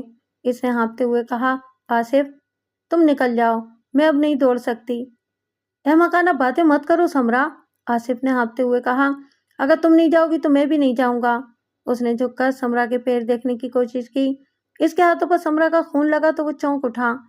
اس نے سمرا کے تلوؤں سے کانٹے نکالے، اس کا دوپٹہ پھاڑ کر اس کے دونوں پیروں پر باندھا اور ان لوگوں نے ایک مرتبہ پھر گرتے پڑتے بھاگنا شروع کر دیا۔ اس دوران میں جانو وہاں پہنچ گیا تھا۔ اس نے ٹارچ کی روشنی میں آصف کو دیکھ لیا اور چیخ کر بولا، رک جاؤ چھوکرے ورنہ گولی مار دوں گا۔ اس نے آصف کی طرف ایک فائر بھی کیا۔ وہ آصف کو زندہ پکڑنا چاہتا تھا۔ فائر تو اس نے محض آصف کو دھمکانے کے لیے کیا تھا۔ خطرہ سر پر دیکھ کر آصف نے سمرا کو ایک درخت کے پیچھے چھپایا اور خود بھی ایک درخت کی آڑ میں کھڑا ہو گیا۔ جانو کو یہ علم نہیں تھا کہ آصف کے پاس بچل سے چھینی ہوئی کلاشنکوف بھی ہے۔ وہ ٹارچ کی تیز روشنی میں آگے بڑھا۔ جو ہی وہ آصف کی رینج میں آیا، آصف نے آنکھیں بند کر کے اس پر فائر کھول دیا۔ کلاشنکوف کے ایک ہی برسٹ نے جانو کو پھون کر رکھ دیا۔ اس نے دوڑ کر جانو کی ٹارچ اٹھا لی اور اس کا مفلر بھی لے لیا۔ پھر اس کا مفلر 2 حصوں میں تقسیم کر کے سمرا کے پیروں کے نیچے باندھ دیا تاکہ اسے چلنے میں زیادہ تکلیف نہ ہو۔ اب آصف کو خطرہ نہیں تھا، اس کے دونوں دشمن ختم ہو چکے تھے، اس لیے وہ اور سمرا اب بہت اطمینان سے آگے بڑھ رہے تھے۔ آصف نے منزل کا تعین تو نہیں کیا تھا، بس اندازے سے چل رہا تھا۔ اسے یہ علم نہیں تھا کہ خطرہ سامنے سے بھی اس کی طرف آ رہا ہے۔ سائیں اپنے 2 خونخوار آدمیوں کو لے کر ان کی طرف بڑھ رہا تھا۔ خرم نے مکرم سے اسپتال میں ملاقات کی۔ اس کی ٹانگ کی ہڈی محفوظ تھی، گولی اس کی پنڈلی کا گوشت پھاڑتی ہوئی نکل گئی تھی۔ خرم کو دیکھ کر مکرم ایک دفعہ پھر خوفزدہ ہو گیا۔ اب بتاؤ، تم نے سمرا اور آصف کو کہاں چھپایا ہے اور تمہارے ساتھ کون کون شامل ہے؟ خرم نے پوچھا۔ سائیں، قسم اللہ کی مجھے بالکل پتہ نہیں کہ ادی سمرا اور آصف کہاں ہیں۔ پھر تم مجھے دیکھ کر بھاگے کیوں تھے؟ سائیں، میں آپ کو دیکھ کر ڈر گیا تھا، مکرم نے کہا۔ کیوں ڈر گئے تھے؟ خرم نے کہا۔ میری شکل اتنی خوفناک تو نہیں ہے؟ سائیں، میں آپ کو دیکھ کر واقعی ڈر گیا تھا، مکرم نے پھر کہا۔ لیکن کیوں؟ خرم نے الجھ کر پوچھا۔ دیکھو مکرم، اگر سچ بولو گے تو کم سے کم سزا ملے گی۔ سائیں، وہ بات اصل میں یہ ہے کہ میں نے اپنے 2 دوستوں کے ساتھ مل کر ایک ہندو ساہوکار کو لوٹا تھا، مکرم نے کہا۔ اور بعد میں اسے زخمی کر دیا تھا، خرم نے کہا۔ اس نے بھاگنے کی کوشش کی تھی، مکرم نے آہستہ سے کہا۔ اس بندے سے چھینی ہوئی 3 لاکھ روپے کی رقم کہاں ہے؟ خرم نے پوچھا۔ سائیں، اس میں سے 1 لاکھ کے قریب تو میں نے خرچ کر دیے، باقی پیسے میرے پاس موجود ہیں۔ تمہارا ساتھی کون تھا؟ خرم نے پوچھا۔ وہ دونوں میرے کوٹ ہی میں رہتے ہیں، اشرف اور رئیس، مکرم نے کہا۔ اور مراد، وہ تمہارے ساتھ نہیں تھا؟ نہیں سائیں، مراد ہمارے ساتھ نہیں تھا، مکرم نے جواب دیا۔ پھر وہ مجھے دیکھ کر کیوں بھاگا تھا؟ سائیں، میں نہیں جانتا، مکرم نے کہا۔ ویسے میرا خیال ہے کہ وہ ادی سمرا کے بارے میں کچھ جانتا ہے۔ خرم نے چونک کر اسے دیکھا۔ کیا؟ اس نے تمہیں کچھ بتایا تھا؟ نہیں سائیں، اس نے بتایا تو نہیں تھا، لیکن اس کی باتوں سے میں نے اندازہ لگایا تھا کہ ادی سمرا کے اغوا میں اگر اس کا ہاتھ نہیں ہے تو اسے معلوم ضرور ہے۔ مراد کا پتہ بتاؤ۔ سائیں، وہ اس وقت کوٹ میں نہیں ہوگا بلکہ جان محمد کے اڈے پر ملے گا۔ جان محمد کا اڈا؟ خرم نے پوچھا۔ یہ جو کراچی میں ہے؟ جی سائیں، وہ وہاں سے ہیروئن اور چرس لے کر ان کا دھندا بھی کرتا ہے۔ اسی وقت اس کے سیل فون کی گھنٹی بجنے لگی۔ دوسری طرف انسپکٹر اکرام تھا۔ وہ پرجوش لہجے میں بتا رہا تھا کہ اغوا کنندگان کا سراغ مل گیا ہے اور وہ اس وقت سپر ہائی وے کے نزدیک موجود ہیں۔ انہوں نے ابھی ابھی شیرازی صاحب کو کال کی تھی۔ تمہیں یقین ہے کہ وہ سپر ہائی وے کے نزدیک ہیں؟ سر، میرا تو خیال ہے کہ وہ سپر ہائی وے پر ہیں، انسپکٹر اکرام نے کہا۔ خرم تیزی سے باہر نکلا۔ اس نے اقبال کو کال کی اور اسے کہا کہ فوری طور پر پولیس پارٹی تیار کرو اور اسپتال پہنچو، ہمیں ابھی اور اسی وقت نکلنا ہے، ہری اپ۔ اوکے سر، انسپکٹر نے جواب دیا۔ آصف و سمرا جیسے جیسے آگے بڑھے، انہیں گاڑیوں کے انجن کی دھیمی دھیمی آوازیں سنائی دیں۔ آصف پرجوش لہجے میں بولا، سمرا، ہم صحیح سمت میں جا رہے ہیں۔ یہ تم کیسے کہہ سکتے ہو؟ سمرا نے کہا۔ ذرا غور سے سنو، تمہیں گاڑیوں کی آوازیں نہیں آ رہی؟ سمرا نے غور سے سنا اور پھر خوشی سے لرزتی ہوئی آواز میں بولی، ہاں آصف، کوئی سڑک نزدیک ہے، یہاں سے ہمیں ضرور لفٹ مل جائے گی۔ اقبال 10 منٹ کے اندر اندر پولیس پارٹی لے کر اسپتال پہنچ گیا۔ گاڑی میں سوار ہوتے ہوئے خرم نے انسپکٹر اکرام کو ٹیلی فون کیا۔ انسپکٹر، کیا آپ بھی ٹریک کر اس سیل فون کی نشاندہی کر رہا ہے؟ جی سر، اس سیل فون کا مالک اس وقت بھی ہائی وے پر ہے۔ انسپکٹر، کیا ہمارے پاس ایسی کوئی گاڑی نہیں ہے جو اس سیل فون کے ساتھ ساتھ ٹریکنگ کر سکے؟ گاڑی تو موجود ہے سر، इंस्पेक्टर ने कहा, लेकिन ट्रैकिंग इस वक्त मुमकिन है जब सेल फोन ऑन हो। क्या तुम वो गाड़ी लेकर हाईवे पर आ सकते हो? मैं अभी पहुंच रहा हूं सर, इंस्पेक्टर इकराम ने कहा। खुर्रम जीप में सवार होकर तेज रफ्तारी से हाईवे की तरफ बढ़ रहा था और मुसलसल इकराम से राब्ते में था। वो इस जगह पहुंच गए जहां से इन्हें पजेरों के टायरों के निशानात अंदर की तरफ मुड़ते दिखाई दिए थे। इसी वक्त इकराम की कॉल आई, सर वो अब इस जगह हैं जो थाना बुला खान के रेडियाई बूस्टर से नजदीक है। खुर्रम समझ गया कि ये वही जगह है जहां से पजेरो हाईवे से कच्चे की तरफ गई थी। उसने इकबाल से कहा कि फौरन उस तरफ चलो जहां हमने इस पजारों के निशानात अंदर की तरफ जाते देखे थे। वो जगह तो यहाँ से ज्यादा दूर नहीं है सर, मुश्किल से 5 मिनट का फासला होगा। 5 नहीं, 3 मिनट, खुर्रम ने तहकमाना लहजे में कहा। ओके सर, 3 मिनट, इकबाल ने कहा और गाड़ी की स्पीड खौफनाक हद तक बढ़ा दी। समरा और आसिफ बेफिक्री से रोड की तरफ बढ़ रहे थे कि अचानक इन्हें सामने से किसी गाड़ी के हेडलैम्प्स की तेज रोशनी दिखाई दी। आसिफ ने जल्दी से टार्च बंद कर दी और खुद समरा को लेकर एक टीले की आड़ में छुप गया। सामने से आने वाला साईं था। वह हेडलैम्प्स की तेज रोशनी में समरा को देख चुका था क्योंकि उसने छुपने में सुस्ती से काम लिया था। वो पलक झपकते में आसिफ के नजदीक पहुंच गया और चीख कर बोला, छोकरे, गन फेंक दे और खुद को हमारे हवाले कर दे। हम तुझे इतनी आसानी से जाने नहीं देंगे। तू तो 15 करोड़ रुपए का चेक है। आसिफ खामोश रहा। साईं ने अपने दोनों आदमियों को गाड़ियों से उतरने का इशारा किया। वो दोनों बहुत आहिस्तगी से उतरे और लंबा चक्कर काटकर आसिफ की तरफ पहुंचने की कोशिश करने लगे। मौला बख्श पहले आसिफ के नजदीक पहुंच गया। आसिफ ने भड़क कर उस पर फायर खोल दिया। मौला बख्श अजियतनाक चीख मार के जमीन पर गिर गया। खुर्रम ने क्लाशनकोफ की आवाज सुनी तो अपनी गाड़ी अंधाधुंध उस रास्ते पर डाल दी जिस पर उन्होंने पजारों के निशानात देखे थे। इकबाल ने गाड़ी के हेडलैम्प्स ऑफ कर दिए थे। वो पलक झपकते में इस पजारों के नजदीक पहुंच गए जो वहां पहले से मौजूद थी। खुर्रम ने गाड़ी से नीचे छलांग लगाते हुए ललकारा, गाड़ी के आसपास जो कोई भी है खुद को कानून के हवाले कर दे। तुम लोग चारों तरफ से घिर चुके हो। खुर्रम की आवाज सुनकर साईं का दूसरा साथी बौखलाकर वापस भागा और इकबाल के हत्थे चढ़ गया। साईं को खुर्रम ने पहले ही गिरफ्तार कर लिया था। इस वक्त आसिफ भी भागता हुआ वहां पहुंच गया और बोला, सर मैं आसिफ हूँ। इन लोगों ने मुझे अगवा किया था और मेरी बीवी समरा इन झाड़ियों के पीछे है। साईं को गिरफ्तार करके लाया गया। जब इससे पूछताछ की गई तो उसने अजीब इंकशाफ किया। उसने बताया, मुझे आसिफ के चचा ने आसिफ और समरा को अगवा करने को कहा था। उसने कहा था कि 15 करोड़ रुपए तावान के वसूल करके तुम इनाम के तौर पर रख लेना और आसिफ और समरा को कत्ल कर देना। इसी वक्त शिराजी और सरदार जहांगीर भी पुलिस स्टेशन पहुंच गए और शिराजी ने खुर्रम को बताया कि मेरे भाई एहसन ने खुदकुशी कर ली है। उसकी जेब से पर्चा निकला है। उसने वो पर्चा खुर्रम की तरफ बढ़ा दिया। इसमें लिखा था, भाईजान, मैं लालच में अंधा हो गया था। मैं पूरी जायदाद और इस कारोबार पर कब्जा करना चाहता था। आसिफ न रहता तो आपकी तमाम दौलत और जायदाद मेरे ही हिस्से में आती। इसलिए मैंने आसिफ को कत्ल करने का हुक्म दिया था। समरा को मैं इसलिए ठिकाने लगाना चाहता था कि कहीं बाद में वो आसिफ की जायदाद की दावेदार न बन जाए। उसका बाप सरदार जहांगीर बहुत असर व रसूख वाला आदमी है। मैं कानूनी तौर पर उससे लड़ नहीं सकता था। भाईजान, आप मुझे माफ़ कर दीजिएगा और आसिफ से भी मेरी तरफ से माफ़ी मांग लीजिएगा। मेरा खुदा गवाह है कि मैंने आसिफ को टूट कर चाहा था, लेकिन दौलत की हविस ने मेरी आंखों पर पट्टी बांध दी थी। समरा बेटी से भी मेरी तरफ से माफ़ी मांग लीजिएगा। वो बेचारी तो फजूल में मेरी लालच की भेंट चढ़ रही थी। मैं शायद पागल हो गया था जो अपने ही खून को अपने हाथों से बहाना चाहा। मैंने जिसको भी तकलीफ पहुंचाई हो, इससे माफ़ी का खासगार हूँ। फ़कत बदनसीब एहसन। खत पढ़कर शिराजी बिलक बिलक कर रोने लगा और बोला, एहसन, तुझे अगर दौलत की ज़रूरत थी तो मुझसे कहता। मैं अपनी सारी दौलत और जायदाद तेरे नाम कर देता। मैं तो तुझे बेटों की तरह चाहता था। मेरा सब कुछ तेरा था। वो बिलकने लगा। सरदार जहांगीर ने उसे तसल्ली दी। मजीद लाशारी भी असल में एहसन ही का आदमी था। वो एक चुनाई पेशा शख्स था और उसका कोई चच्चा गुलाम रसूल के साथ काम नहीं करता था। इसे ये पट्टी एहसन ही ने पढ़ाई थी। वो खुद सामने नहीं आना चाहता था। मजीद लाशारी गुलाम रसूल से मिला और उसे बताया कि उसका एक चच्चा उसके साथ काम करता था। वो गुलाम रसूल के तवस्सुत से इस घर तक पहुंचा। सेल नंबर देखकर खुर्रम समझ तो गया था, लेकिन इसके पास कोई ठोस सबूत नहीं था।